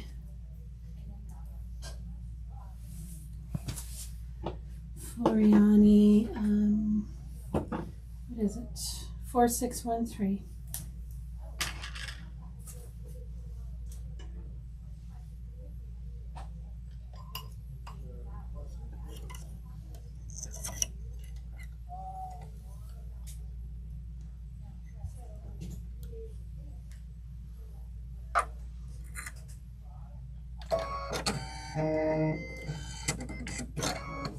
Okay.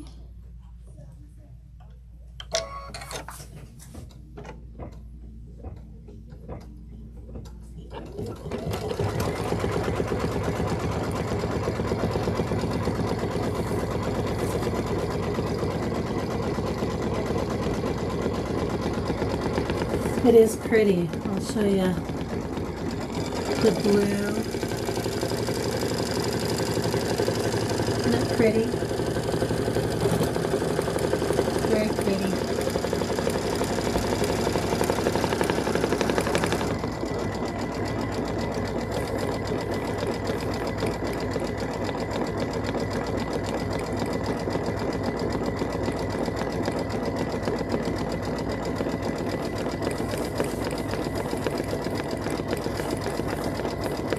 After our flagpole, we've got our little flower stem and leaves. Let's see what color I used for that. Let's see. That is 40. I used an exquisite.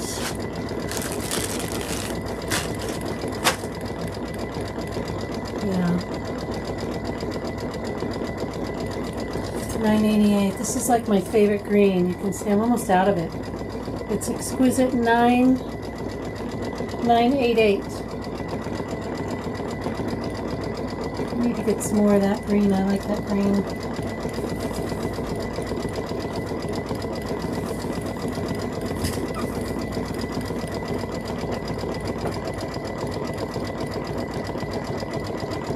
I always feel so accomplished when I use a whole spool of thread.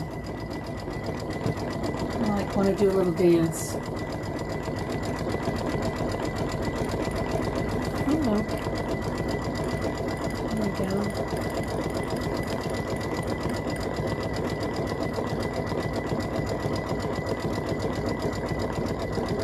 Sorry, the hoop was bumping into the camera.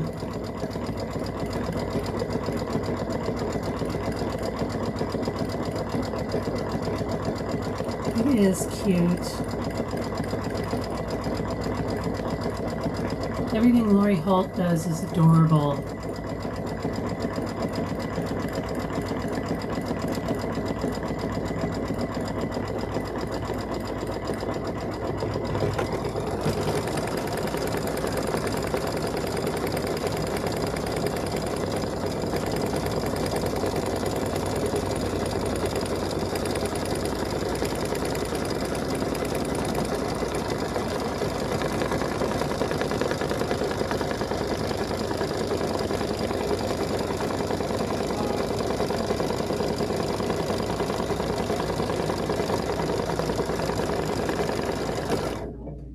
Okay, there's our flagpole. What did we say? Oh yeah, we're gonna do the stems. Yep, we're gonna do the stems. We're gonna put in the green.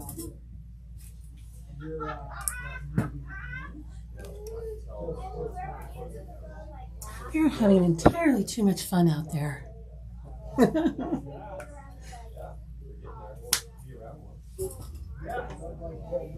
Okay.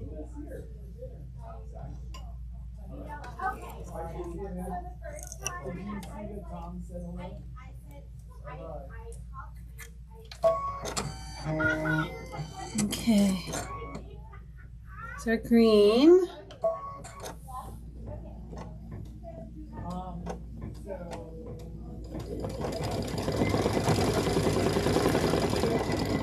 Let's start on our pretty flower.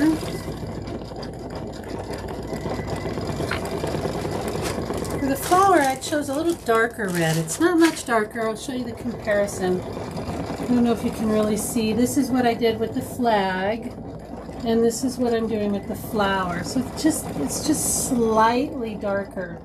But I wanted it to be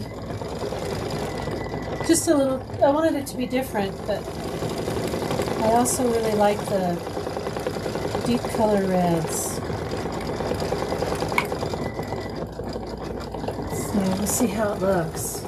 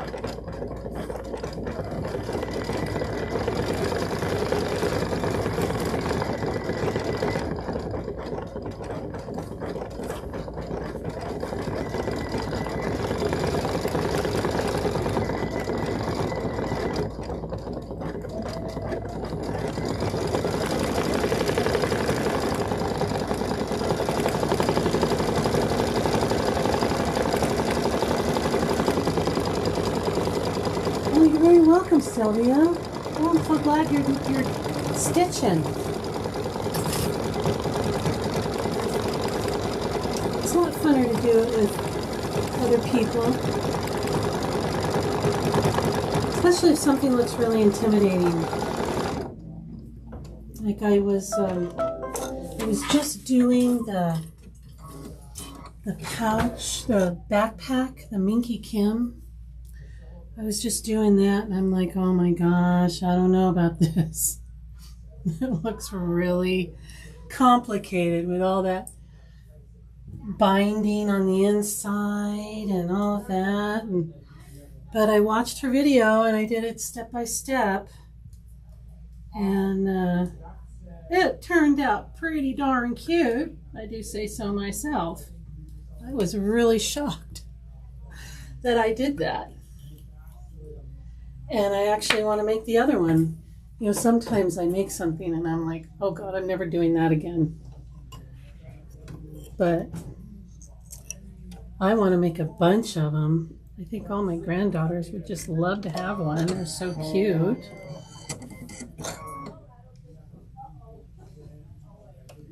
Okay, here we go with the flower.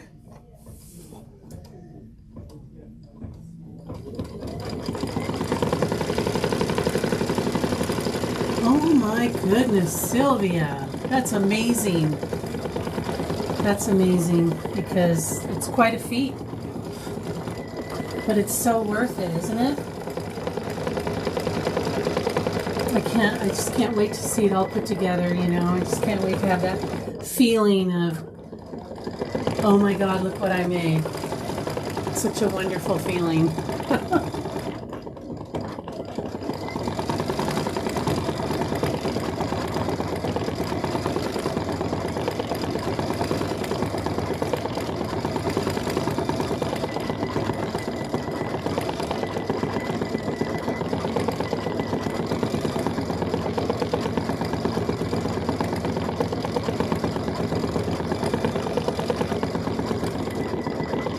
Oh my gosh, that flower is so cute.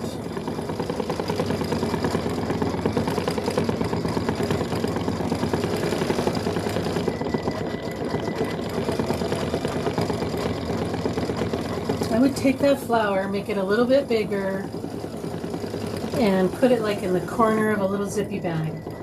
How cute would that be? That flower is super cute.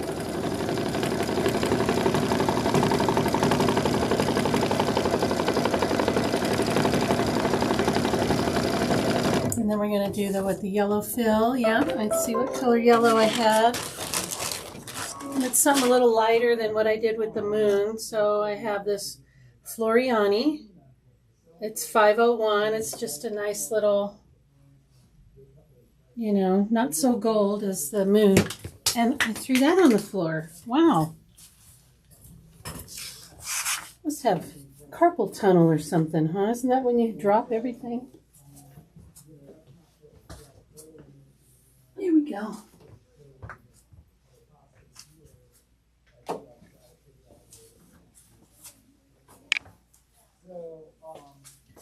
You know, my sister had carpal tunnel. Every time she brushed her hair, the brush would go flying out of her hands.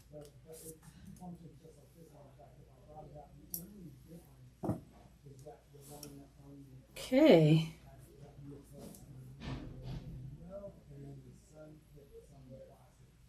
Michelle hasn't done her class yet, but I am taking it. I am going to watch that for sure. But I wanted a practice run, so I watched Minky Kim's video. She has an hour-long video. It's on the Riley Blake YouTube channel. She does the whole bag. It's about an hour-long video. And that's what I watched. But there are also, and I just found this, there are also written directions on Minky Kim's website that you can print out, which I wish I'd known that. And then I would have had both the video and the written, because sometimes, you know, you need both.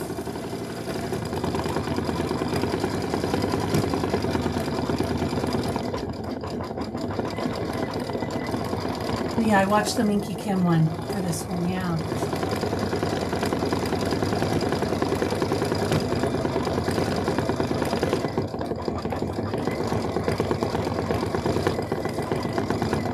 But I'm sure Michelle will have a bunch of tips and tricks on how to make some of the steps a lot easier, because she's the queen of making bags. She knows all the shortcuts. And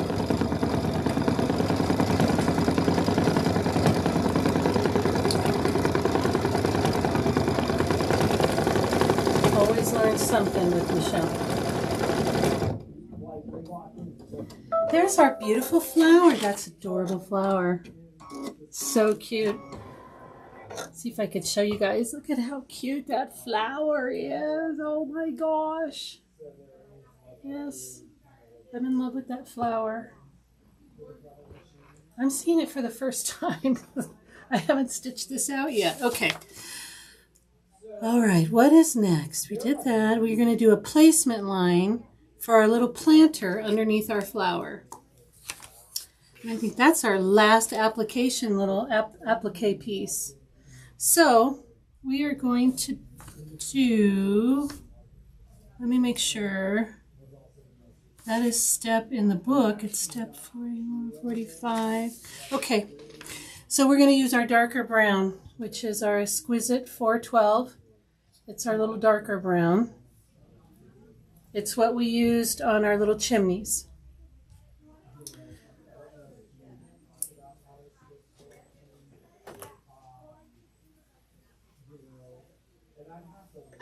Okay.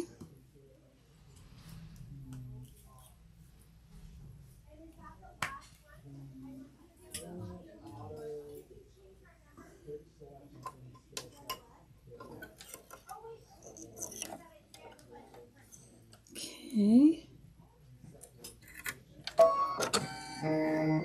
This is a placement line.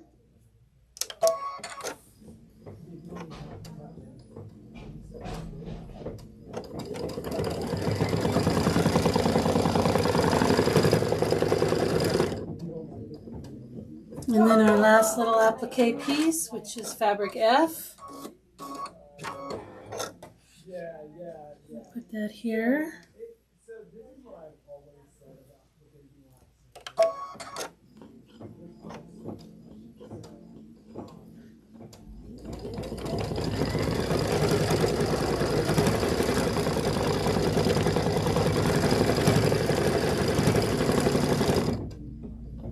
Okay, we're going to trim that.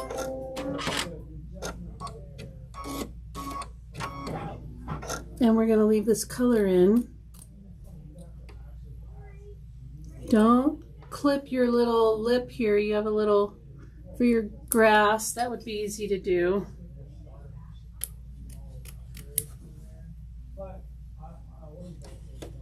Okay.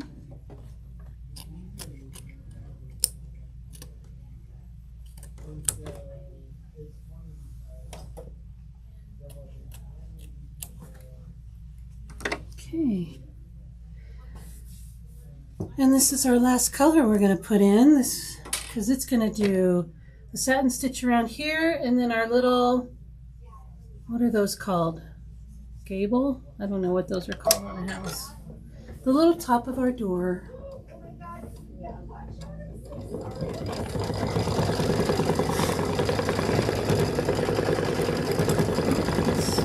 This back just a little bit because the hoop's going to hit it. There we go.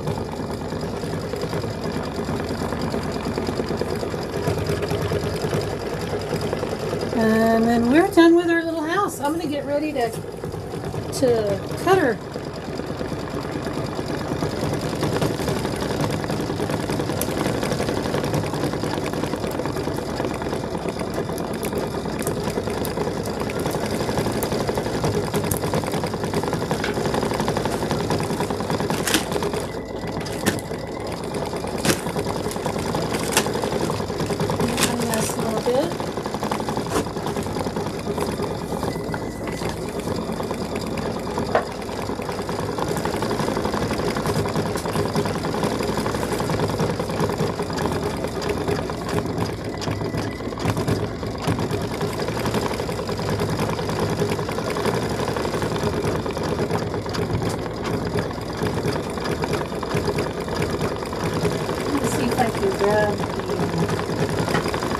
Martinelli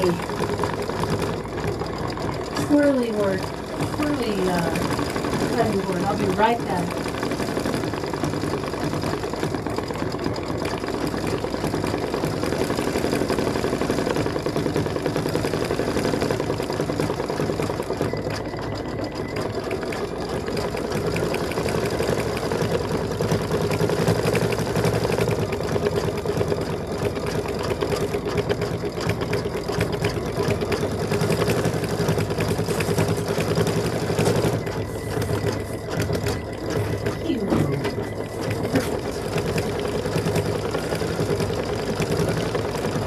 Okay, I've got my Martinelli mat.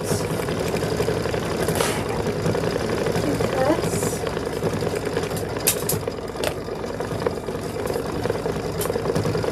My rotary.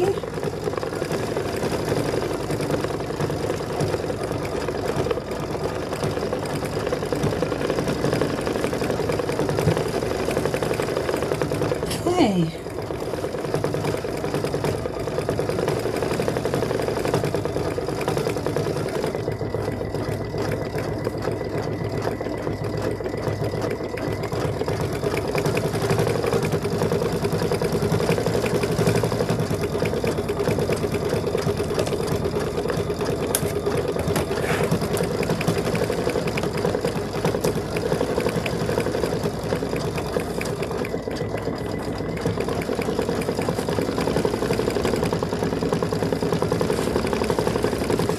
Look at our instructions for cutting.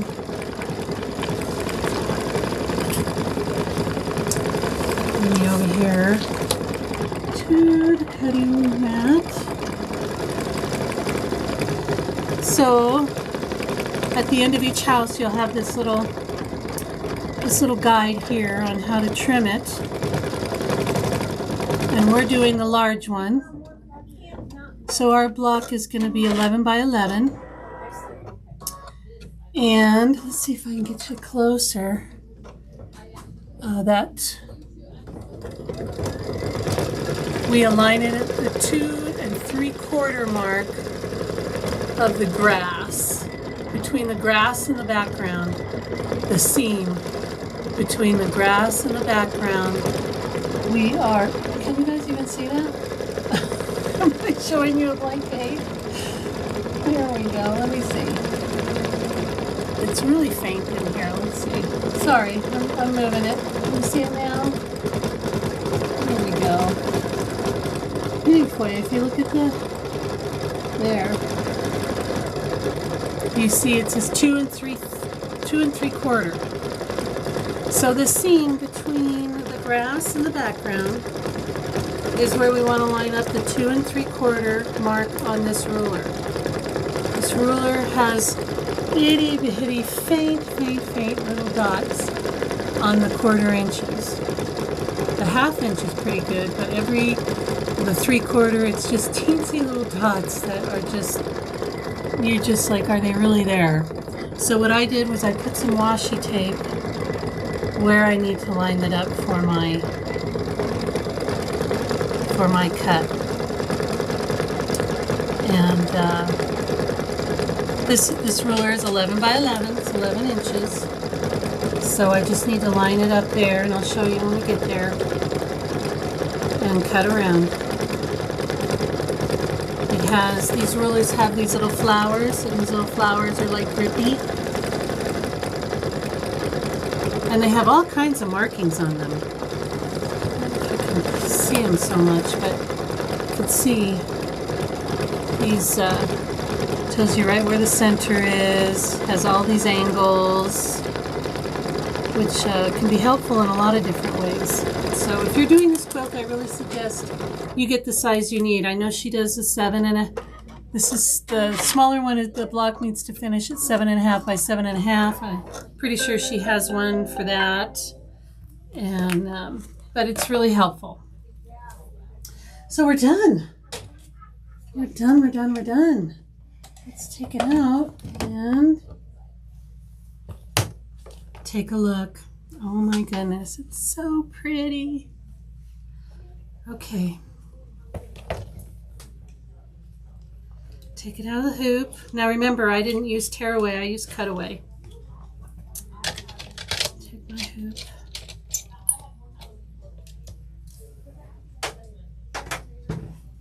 Okay. I'm gonna get my scissors and get rid of some of this. There we go. No, I don't want these. Where are my good scissors?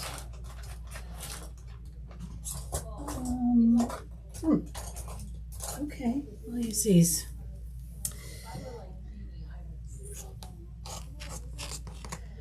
Just so I'm not too confused or have too much stuff that can get in the way.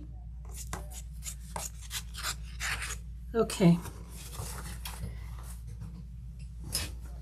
So you would take your basting stitch out. Or you can do that now or later. But that does need to come out.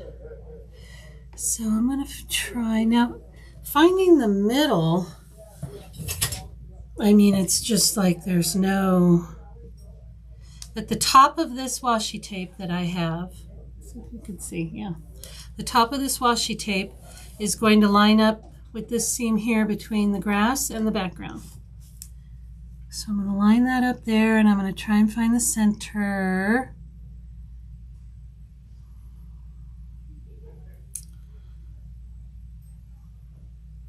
That looks pretty good, huh? I have 2 inches here and I have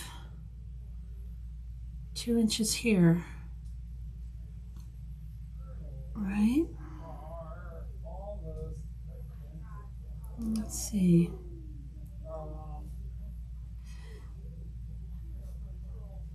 Yeah, there's a secret to finding the middle, but really I just eyeball it. What I do want to line up is that washi tape with that. Boy, a light over this would be so helpful. Okay, make sure we're all on the mat here.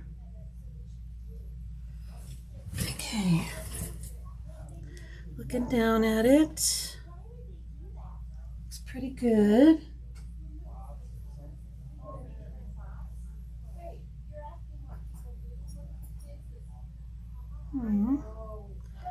Making sure that's lined up. Okay, I'm just going to hold it. My ruler, my...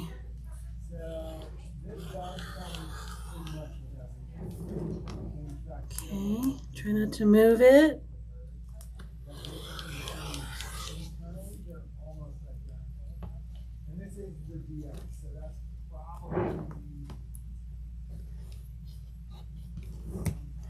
Okay.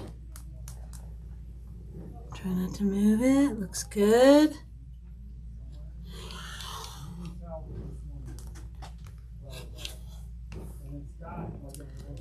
Let's see.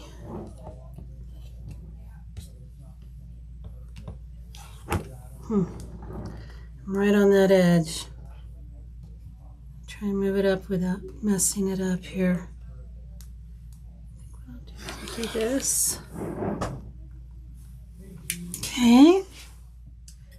I'm gonna have to try and move this Martelli mat. It's just a little too small.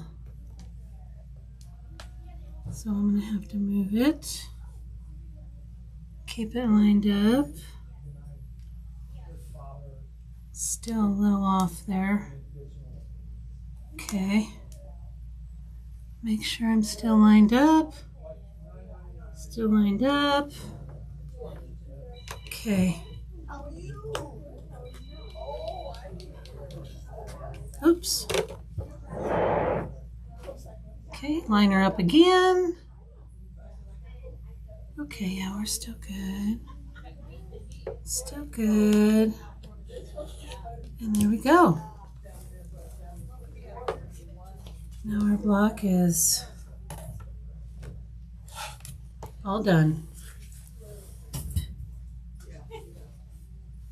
Okay.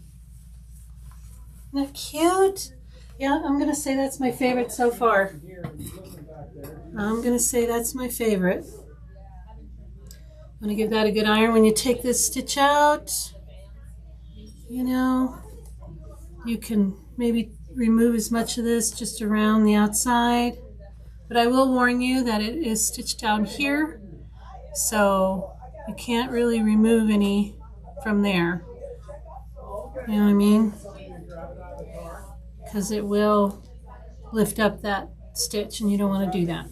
So I'm just going to leave mine with all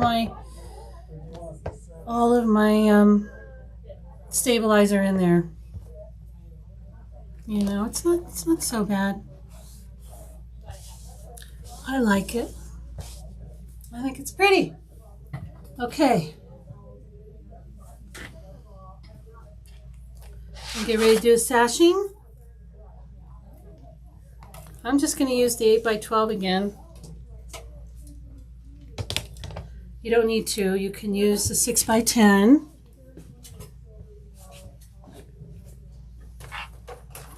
Get my let me get my stabilizer. Should have done that earlier. Here we go.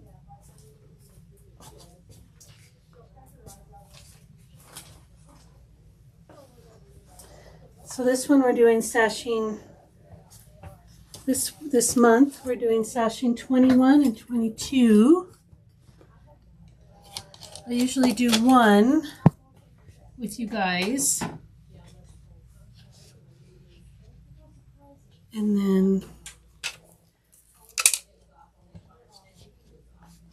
you guys do one on your own, because the sashing is 100% thread.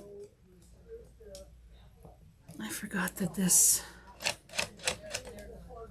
There we go. This 8x12 is broken right here, but it's still usable.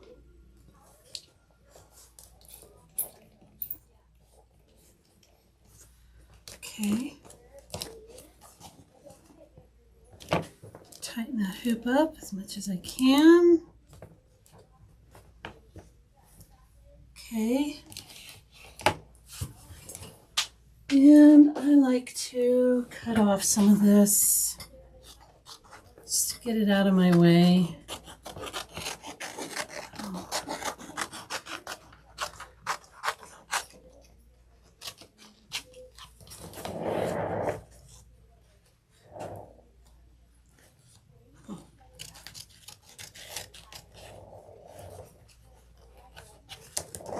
Okay.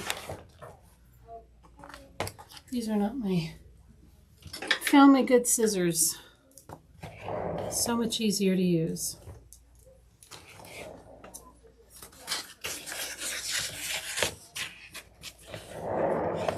Okay.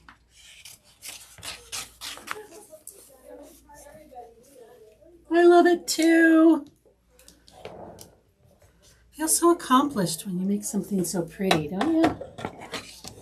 You're like, oh my God, I did that all by myself.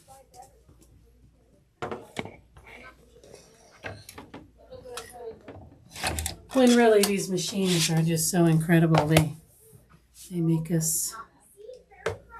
Okay. So I'm going to say finish embroidery. Go back here. And we're done with that. I'm going to go back to embroidery. I'm going to go back to the pocket, back to my USB. And I'm going to do this one. Okay, so this is the one we're doing. I'll show you here. Not sure if that, I'm pretty sure that's 21. I'll double check for you in a second.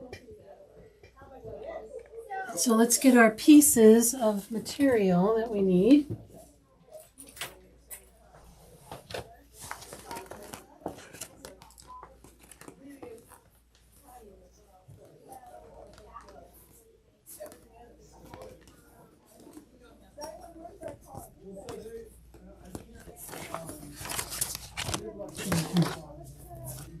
I'm like, oh my gosh, did I forget it? No, I did not. I found them. Okay, this is what we need.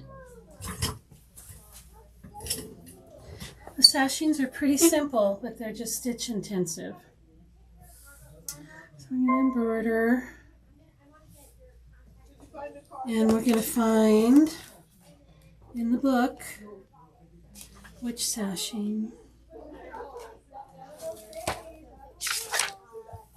So yes, this is sashing number 21, hoop, sashing number 9, hoop 21. Okay. So I'm going to start with white. Let's start with some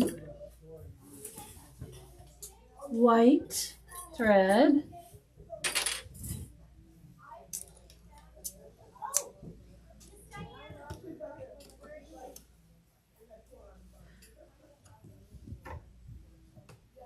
Okay.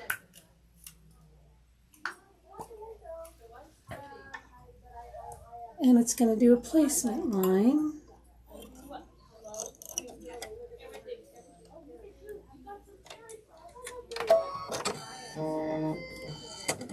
These are all the pieces you need. So we've got 2 of these and 2 of these. This is the sashing in between. These are the background. Okay, so those are the pieces. The measurements are on the spreadsheet. And here we go. Oh, I had to hit my camera.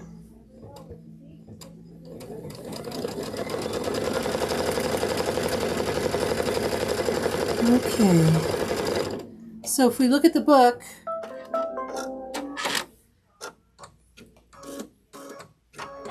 these are A and this is B. So we're going to take an A and a B. And we're going to put the B fabric right side up. And we're going to line it up with that. I know you can't see that line. I guess there is a right or wrong way, but there's so much stitching on this, you're not going to see it. So, okay, we put that up like that. And we line this up right along with it. Okay. And it's going to do a seam.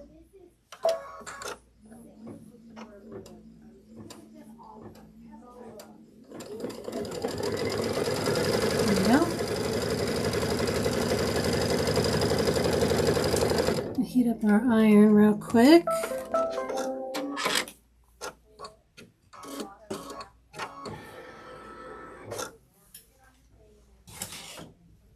I'll move my martelli mat. Okay, I'm going to take this out and I'm going to give it a quick little iron. Just like we've done.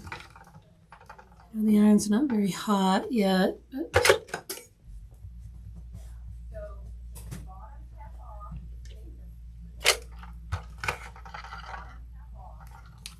and my iron's not very hot, but I'll just hold it down.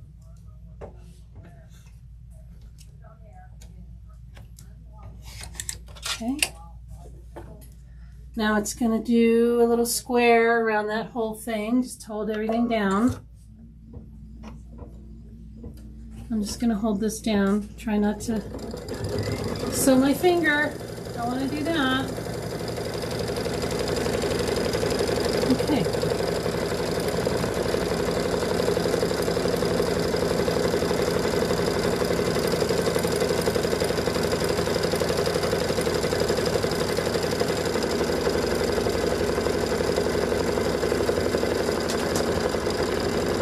Now, it says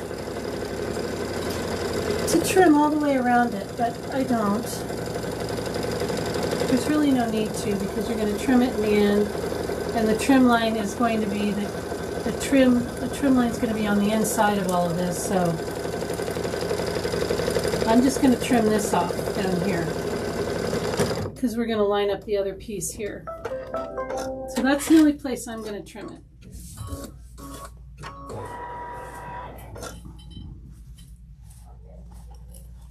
I mean, you could trim all the way around if you want, but there's really no reason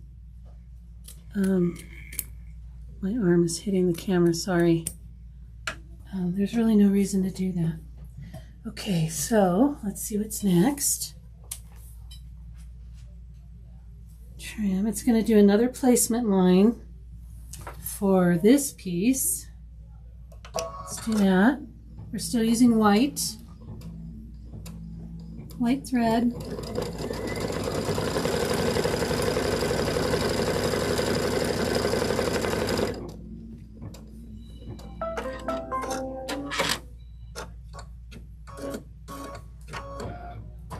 We're going to, right side down, we're going to do a flip and stitch again.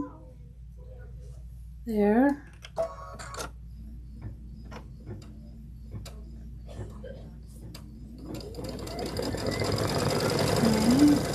And tape it. Okay, my iron's probably hot, so I can use it now. And it will do some good. So I'm just going to iron this real quick.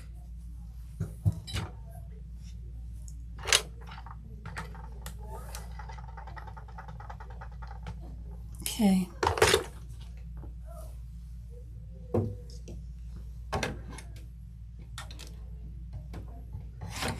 You could tape it.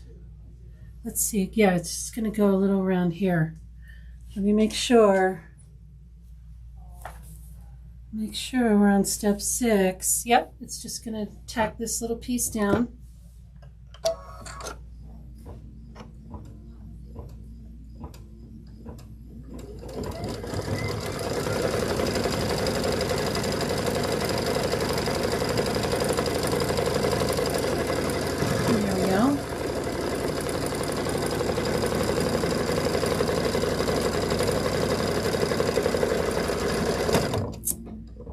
Now, I'm not going to trim the sides, I'm just going to trim this part right here.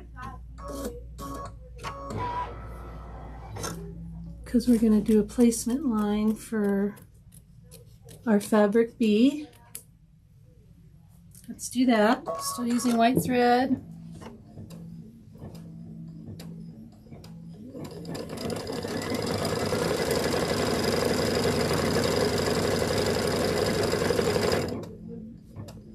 And we're going to do another flip and stitch. Flip and sew and flip. That's what I want to say. Okay. So we're going to line that up there.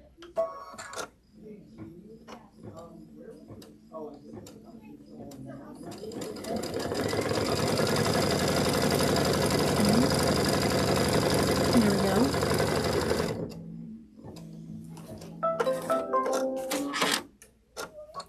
And then it's going to do a quick little box around that, but first I'm going to go ahead and iron that real quick.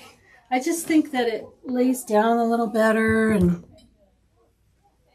you can kind of see the difference between the two sashings. The one that I didn't iron so well is a little bit puffier than the one I did iron. It's standing up a little bit more than this one, so I think it makes a difference. So now it's going to go around and tack that down.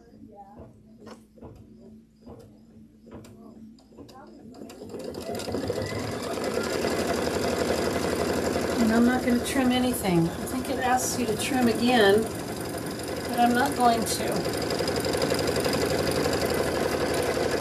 Yeah, I'm not going to trim. They want you to trim all the way around again. I don't do it.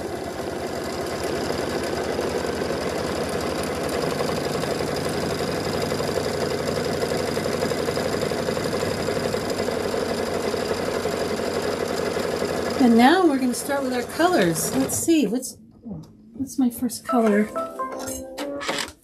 That would be on my spreadsheet. Sashing 21. My first color is the Marlin, the dark blue.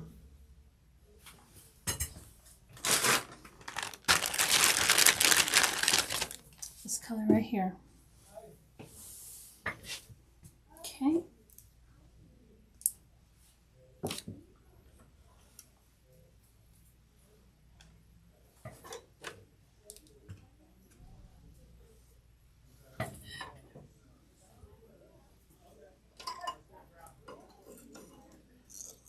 Now these stitch outs are a little long,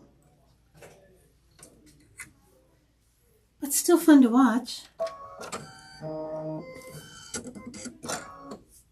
Okay, here we go. And I'll show you what we're stitching. We're stitching these little, I don't know, what do you call them? Are they half square triangles? What would they be in quilting jargon? Let's get you in there. So this stitch out is 9 minutes.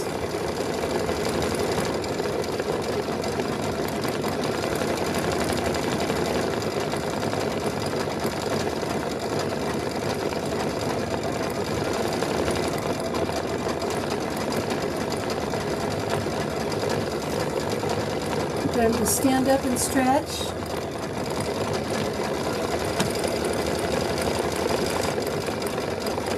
Have a sip of coffee or a beverage of choice.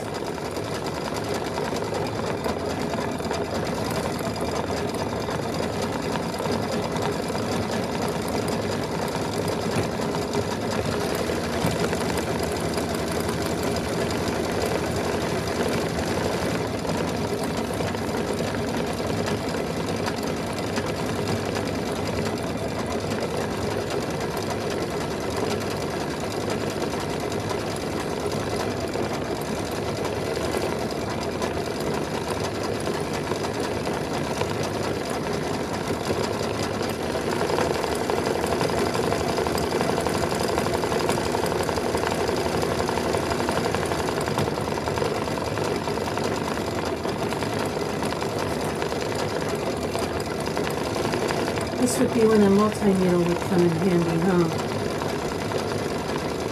If you just set it and forget it. Because how many color changes are there? Let's see, 1, 2, 3, 4, 5, 6, 7. So you would need a 10 needle.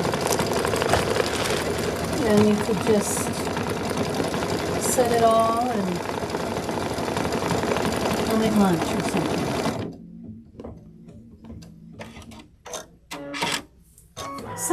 Someday I'll have a multi-needle.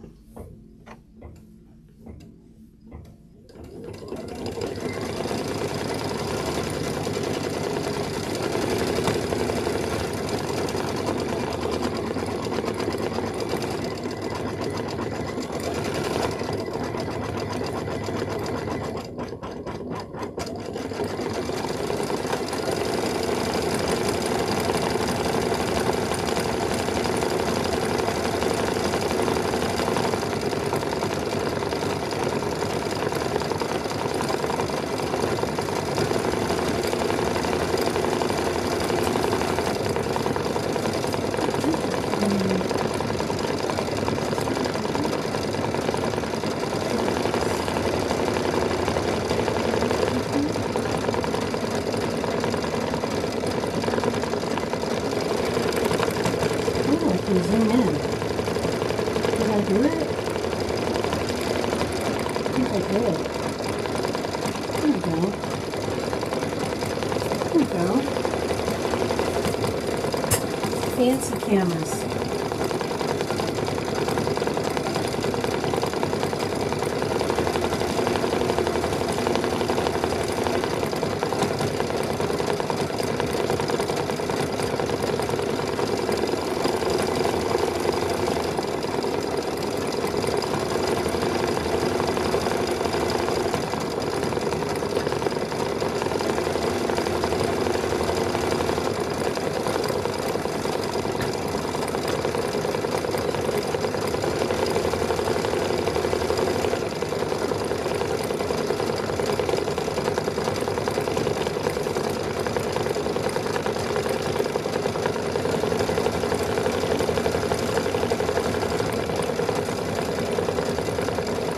I think I say this every time, but wouldn't these make cute little coasters or mud rugs?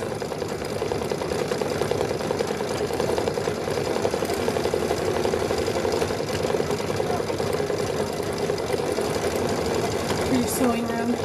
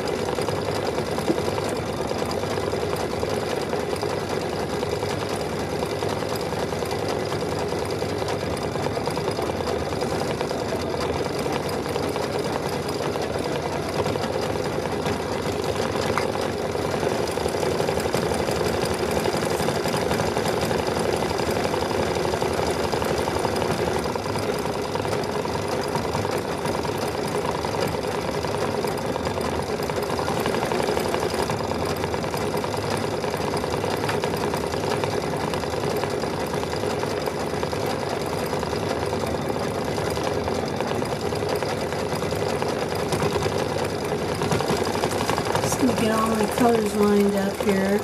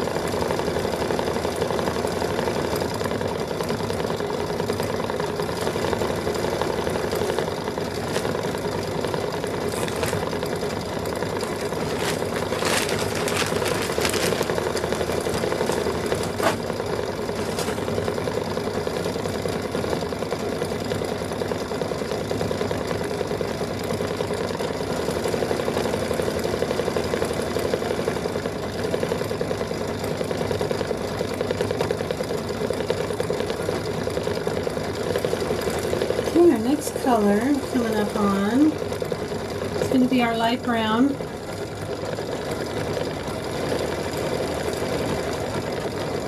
It's Exquisite 628.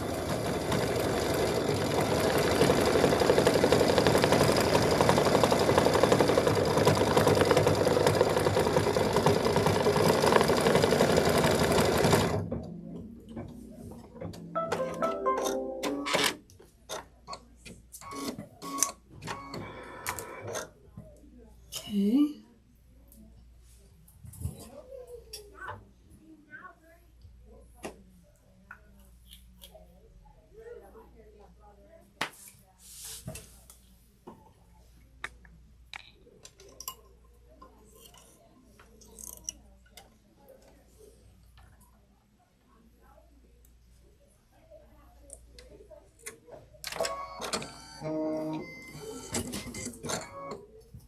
Okay, here we go.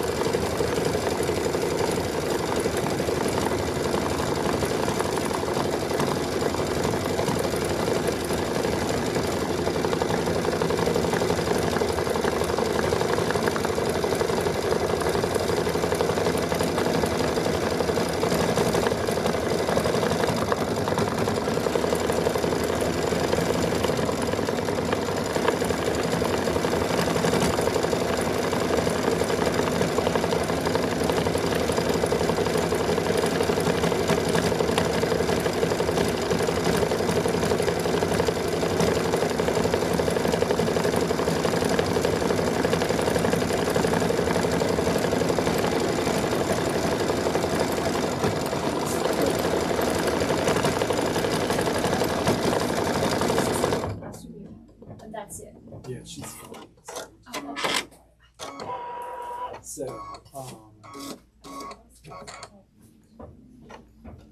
yeah, they're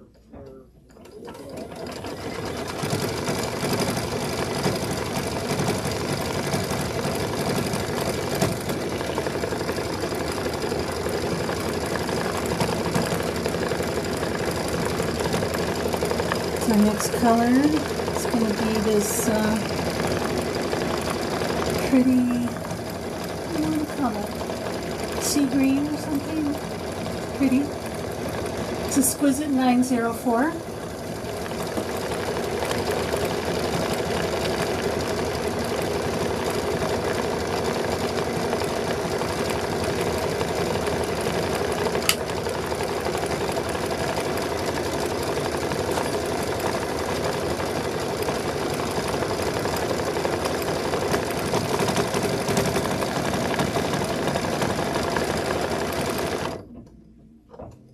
Okay.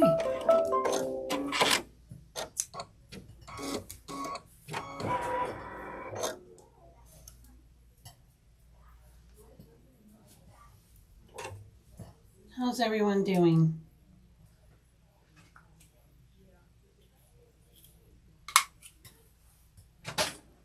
Okay, putting in our pretty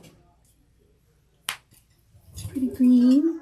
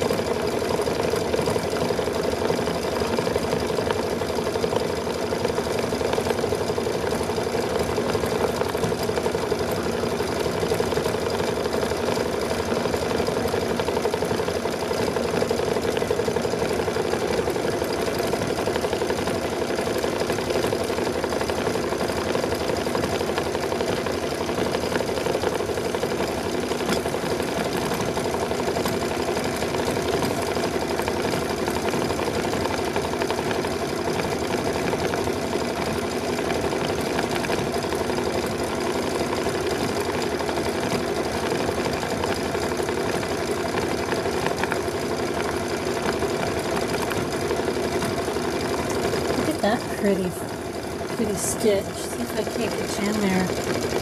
Look at that. Trying to look at the camera and look at that. Isn't that pretty? Can you see? It's kind of like a lace. So pretty. Sorry if that made you a little dizzy or sick. So pretty. It's hard to see everything at this angle.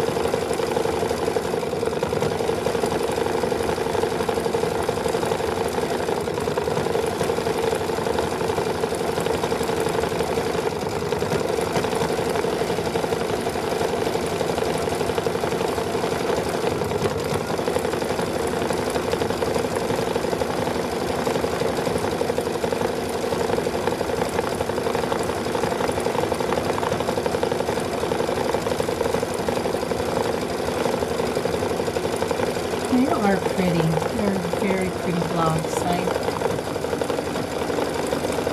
My mind goes crazy with everything I can do with them. You know? Just take this part without the sashing and maybe put them together, all the different styles that you have in these files, and do like a 4 block and do a cute pillow. I don't know.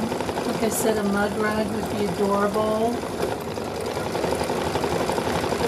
Or even a little wall, you know, how they have those little stands where you can hang a single block. You could put 4 of these together. So, how big are they? I'm going to say 4 inches, huh? Yeah. About 4.5 inches. So, 4-inch finished.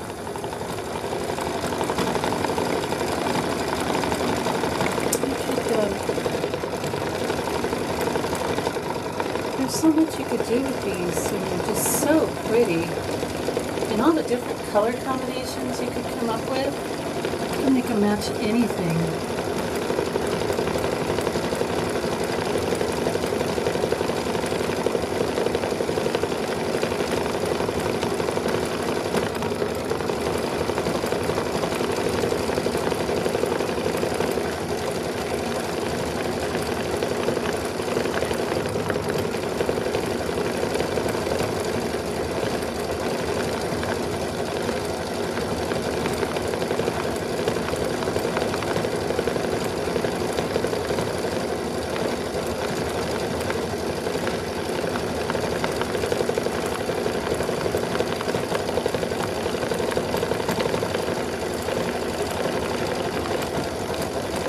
Little pot holders for your kitchen.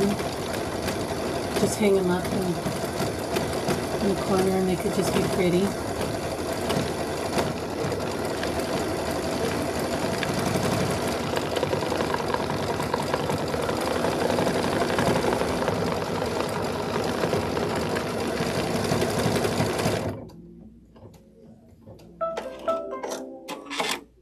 Okay.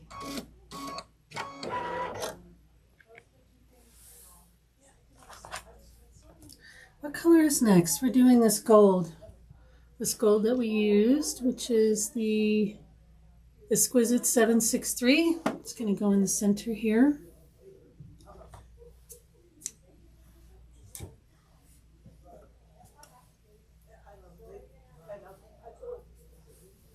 Yeah, I don't know how many of you do the Hoop Studio, but they have the, this last month they had the rope bowl that's got a square kind of bottom, kind of rounded corner square. And one of these would look cute on the bottom of that.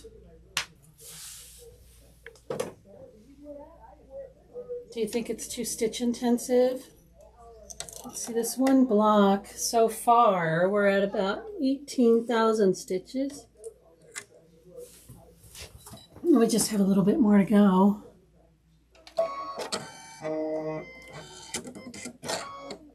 So maybe it's about 20,000 stitches. This I think that's too much for the bottom of one of those rope bowls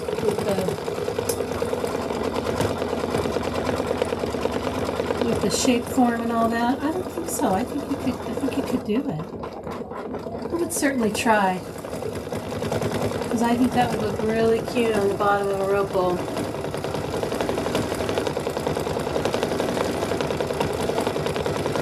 I might do that.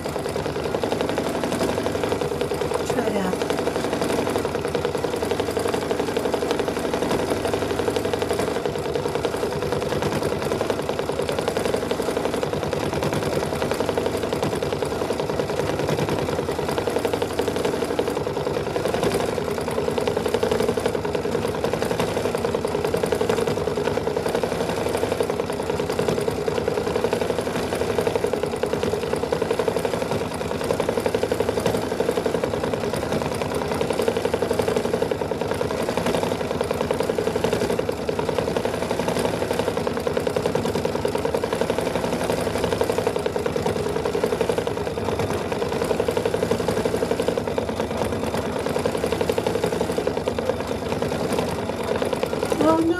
up twice. Oh, been there, done that. I think I have a bag full of blocks that I cut wrong.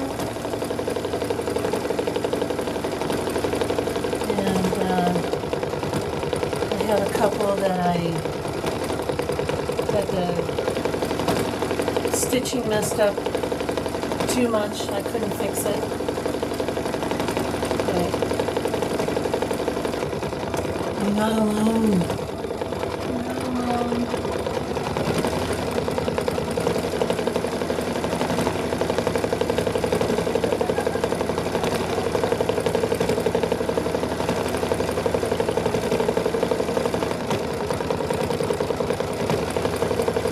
Well, I brought the one, I forgot, I brought the one that I tried some quilting on the back of it, and show it to you.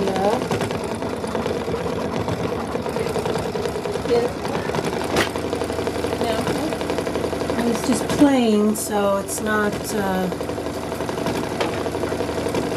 this is just one of the blocks that I cut wrong, so I thought, well, I'm going to try.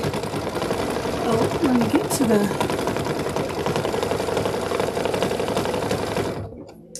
Let me get to the...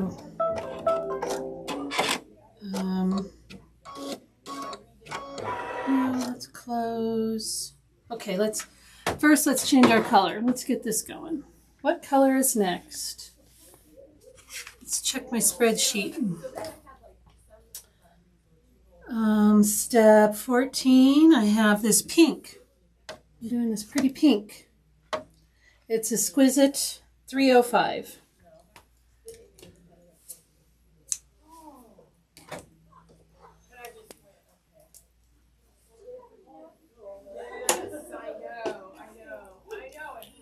Get this going and I'll talk about my trying to quilt one of these blocks. Because of their size, they don't, of course, if you have the Avenir, I guess it'd fit now, but they don't fit in the biggest hoop because they're 11 by 11, you know, and our biggest hoop is 11 by 16, so it doesn't quite fit in there. Okay, let's get this going. But I guess now if you have the Avenir, you're good to go, right? Okay. All right, let me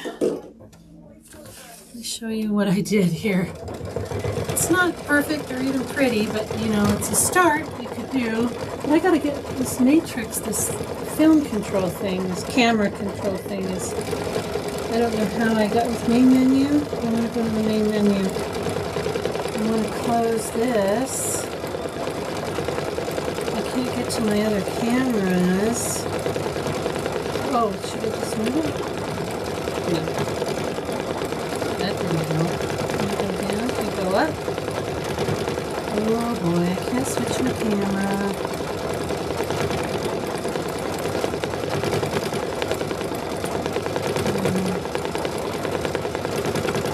I have to ask for help here.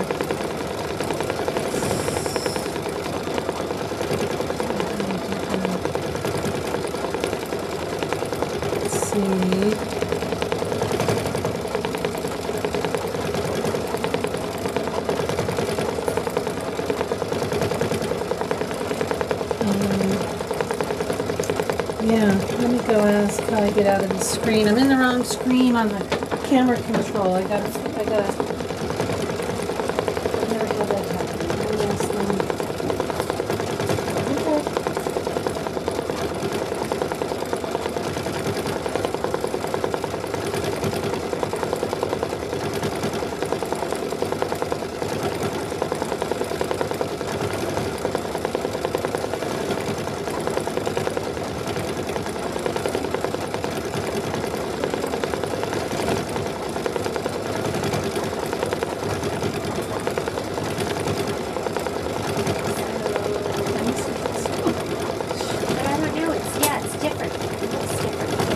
Okay. This one's big. I think it'll be fine though, right? Yeah, that's good. Yep. Okay. Yeah, just these like down here, just start pushing those. I'm scared. Like, yeah.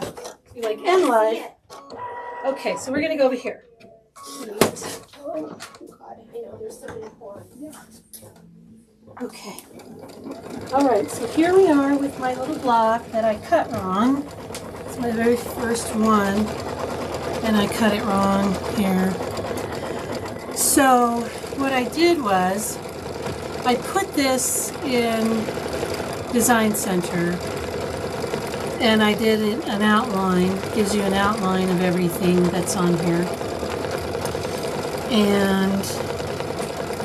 And then I put a fill around that. And I just, I didn't adjust the fill. I probably wouldn't make it this tight if I was going to do this. I did put batting on, so what I did was I just floated this in my hoop. And as you can see, there's probably, 3/4 of an inch here because my hoop's just not big enough. And if you're just doing 1/4 of an inch seam here, you're going to have a pretty, harsh stop there on your quilting. So, but like I said, if you have the Avenir, I guess you could probably do it because you could go out further. But that's how I did this. So if you're interested, and I didn't want to quilt over my appliques just because, it's so thick. I'm not even sure how it would look. But so I just floated a piece of batting, and you can kind of see this. And you kind of see the quilting, how it just kind of went around everything. So, and I did the X so that I could center my house before I did everything. But yeah, so that's how I did that. But you can see, like, it didn't quilt here, it didn't quilt there, it didn't quilt here. Just too many tiny little places. But I mean, that's, but I would make this stipple a little wider, a little less dense. But that was my little attempt on quilting. And then you would just put a backing on and, stitch in the ditch, and you would have some quilting. But you would still have to attach your backing with a stitch in the ditch when you're all done putting it together. So, yeah, I know I do. Oh, so what I did was I put this, you know how you just bring in the house like you would on your USB, bring it in, put it in Design Center on your machine, and you can make an outline of whatever the machine sees. So it made an outline of the house and everything, and the bee and the flower. It just made an outline, and then you saved that. And then you brought that into your design space again, and you did a fill around that outline. I can maybe show you one of these days how to, get the outline if you wanted to try this to get the outline. But like I said, this is an 11 by 11, so if you have the biggest hoop, which for my Solaris was only 11 by 16. I couldn't go all the way to the edge, and I have like almost an inch around here. But so I did an outline of the design, which is fairly easy to do. It's, just push a button once you get in there, and then it'll do the fill. You just do a fill, and I just did one of the fills on the machine. And it just filled in around the outline that I had of the design. And, I floated it. With some, I didn't need stabilizer. I already had some stabilizer from when I made the block, but I just floated some, I put the target here so I knew where to put everything. And I floated it in my hoop, and I made it as big as I could for my hoop. Like I said, if you have an Avenir, you could make it bigger. You could go out further, because I think it's what? How big is the biggest hoop for that? it like 12? It's ginormous. It's crazy big. So you could go out further and, you know, you wouldn't have, like I said, if you're piecing this and you have the 1/4 inch, you're going to have that little harsh stop right there of your quilting, which, I mean, not bad. And like I said, I would make the stippling, you can make it more open. This is just how it comes in automatically. I was just playing, you know, and, you know, you could certainly try that. So that's how I did that. It wasn't too bad. I think if, you know, you tweaked it a little bit, you could get it to look really cool. But that's one way we can, you know, quilt these blocks without, but, you know, again, the back would not be quilted, so you would still have to stitch in the ditch to attach the backing to this. But you would already, and I would probably take this out of the seam as much as I could if I was doing this. I would take some of that out of the seam. I don't know if you could, but if you go all the way to the edge, it's not a big deal. You know, yeah, that's how I did that. Without quilting over the applique. Because I'm not sure I would like that. So, yeah. That was my little experiment. Yeah. Okay, we're ready for a color change. Don't my scissors.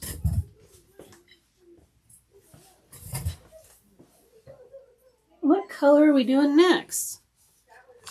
Let's look at the spreadsheet. We are on step 15.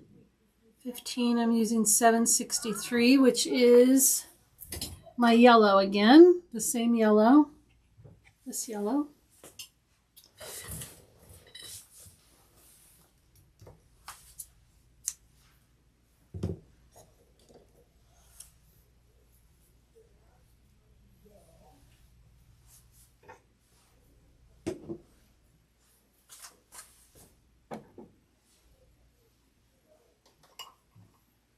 Yeah, but I am by no means familiar or even in the realm of proficient in the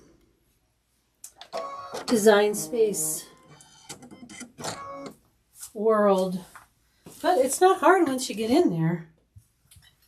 You know, you start fumbling around and all of a sudden you made something.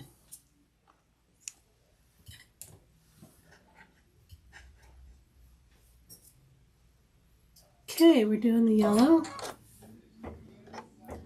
This one's a 15-minute stitch out. Sure, you bet. Yeah, we'll do that. My upper thread came undone here.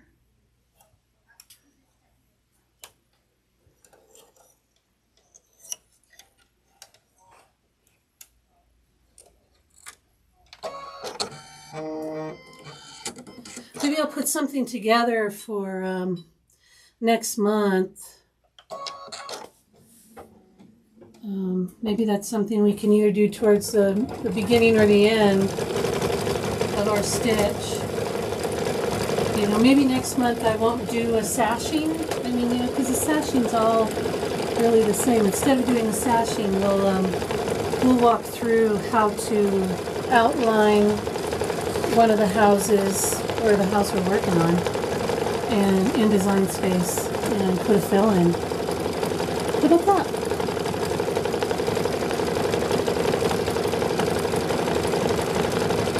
Okay, you guys got it. We'll do that. We'll do that.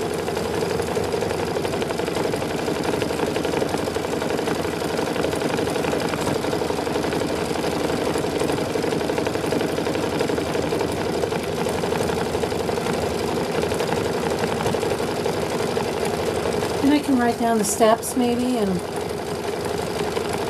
you know, I'll write down the steps and I'll give Jeannie a little spreadsheet so you guys can follow along when we're doing it. Then you'll have a little handout that you can reference if you want to try it. How's that?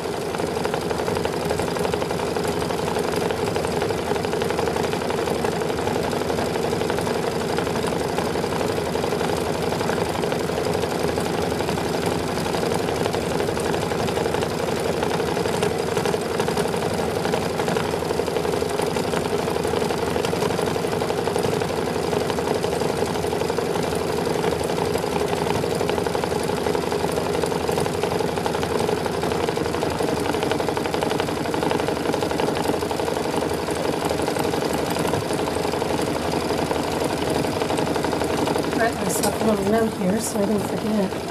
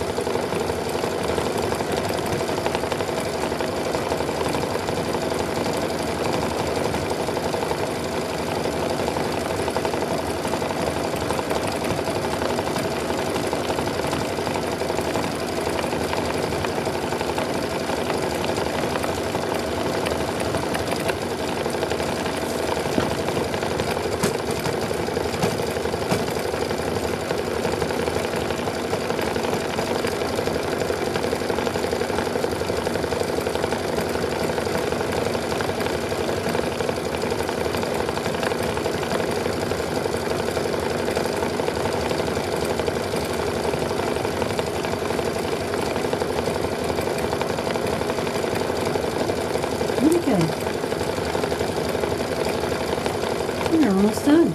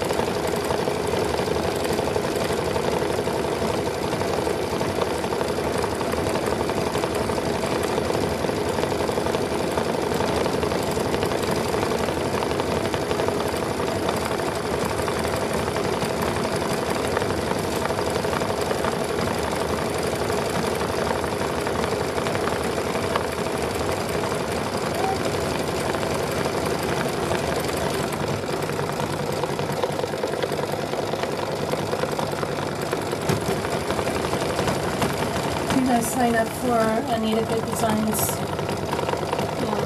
texts. They give out a free design. I don't know if it's every week, yeah, but this is this week's. Let's see.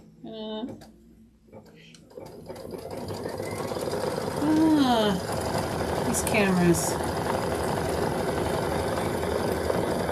Oh. Anyway, it's a little cowboy boot. Isn't that cute? Go get it. It's free.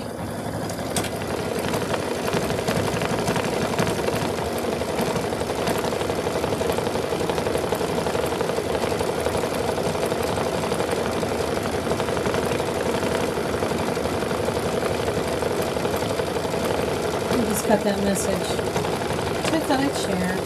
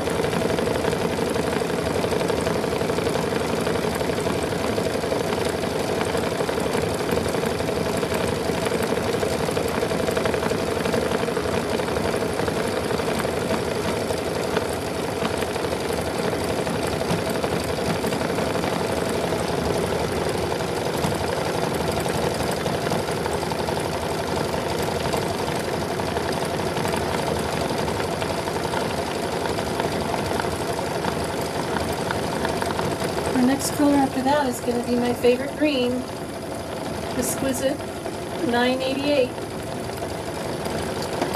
And that's going to do a little square in the center with a cute flower, you'll see it's so cute. And then that'll be that. We'll be done with that block.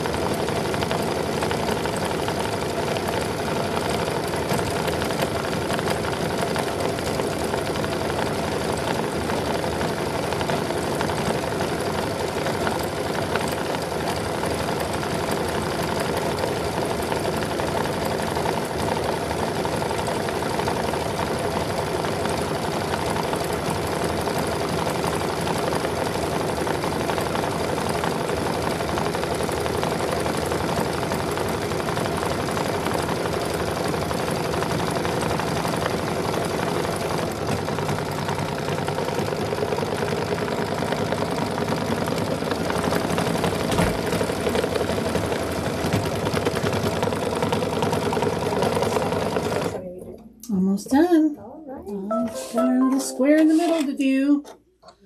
I know. See how fast these actually go. And this one block is almost 37,000 stitches. I know. Holy cow. I know. Okay, we're putting in our green.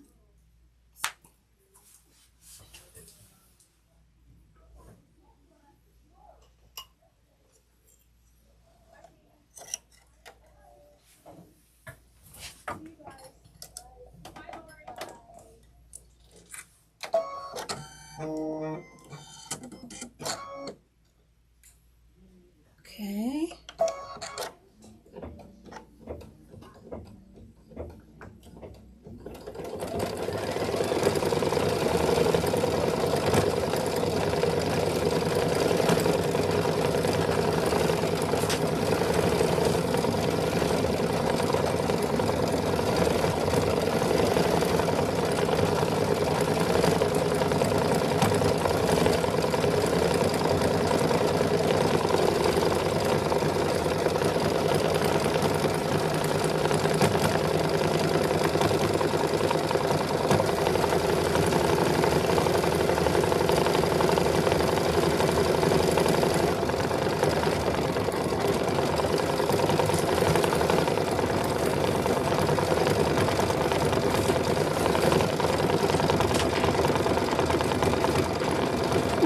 ready to cut our block.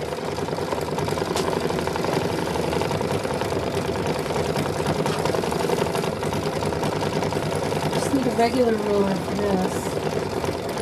So we have this ginormous or itty bitty, so let's go with ginormous ruler.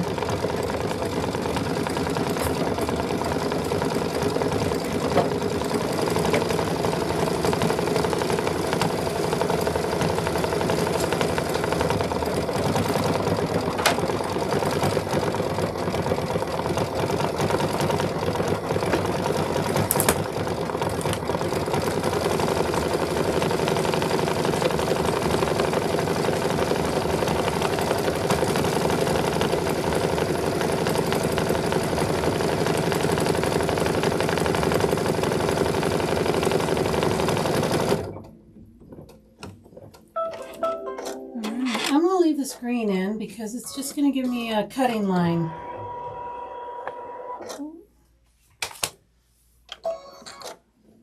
I think I'll be able to see that.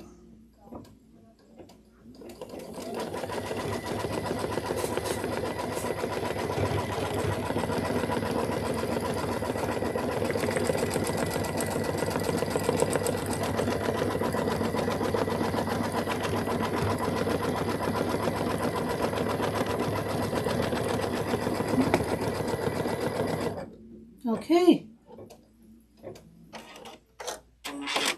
and we're done. Let's go over to the cutting mat and take our hoop out.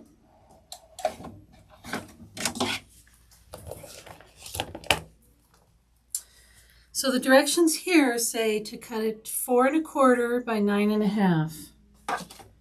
And I'm pretty sure that's what that line that we just sewed is at, where that line is. Let's make sure though. Put our hoop away. Let's see. If I line up on that green line, and I'm going to look, and I'm going to go here. Yep, 4 1/4. So we go 1, 2, 3. Wait a minute. Let's do here. Oh, this ruler. I'm always on the 1/2 inch one, and I'm like, why am I off? So if I measure up with that one, so here's 1, 2, 3, 4. And it's just a tiny bit over. Oh no, it's not. We're perfect. 4 1/4. So we just need to cut on that line we just sewed. I like to double check just in case all that sewing didn't like skew it and make it, let's see, try and keep my head out of there. Here we go.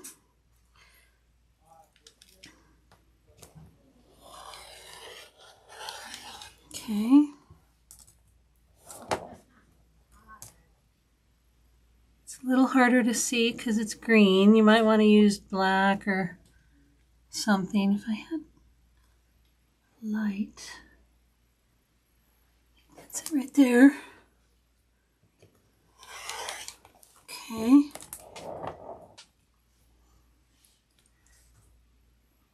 There and there. Okay.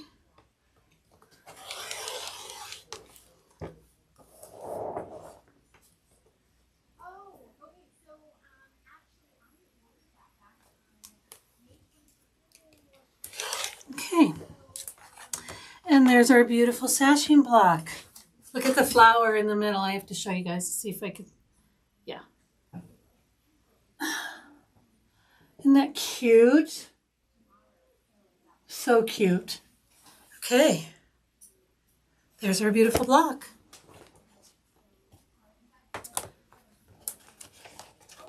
Thank you guys so much for hanging out with me today. It's always so much fun to talk to you guys. If you made it this far, you are a rock star. Thank you so, so much for hanging in there.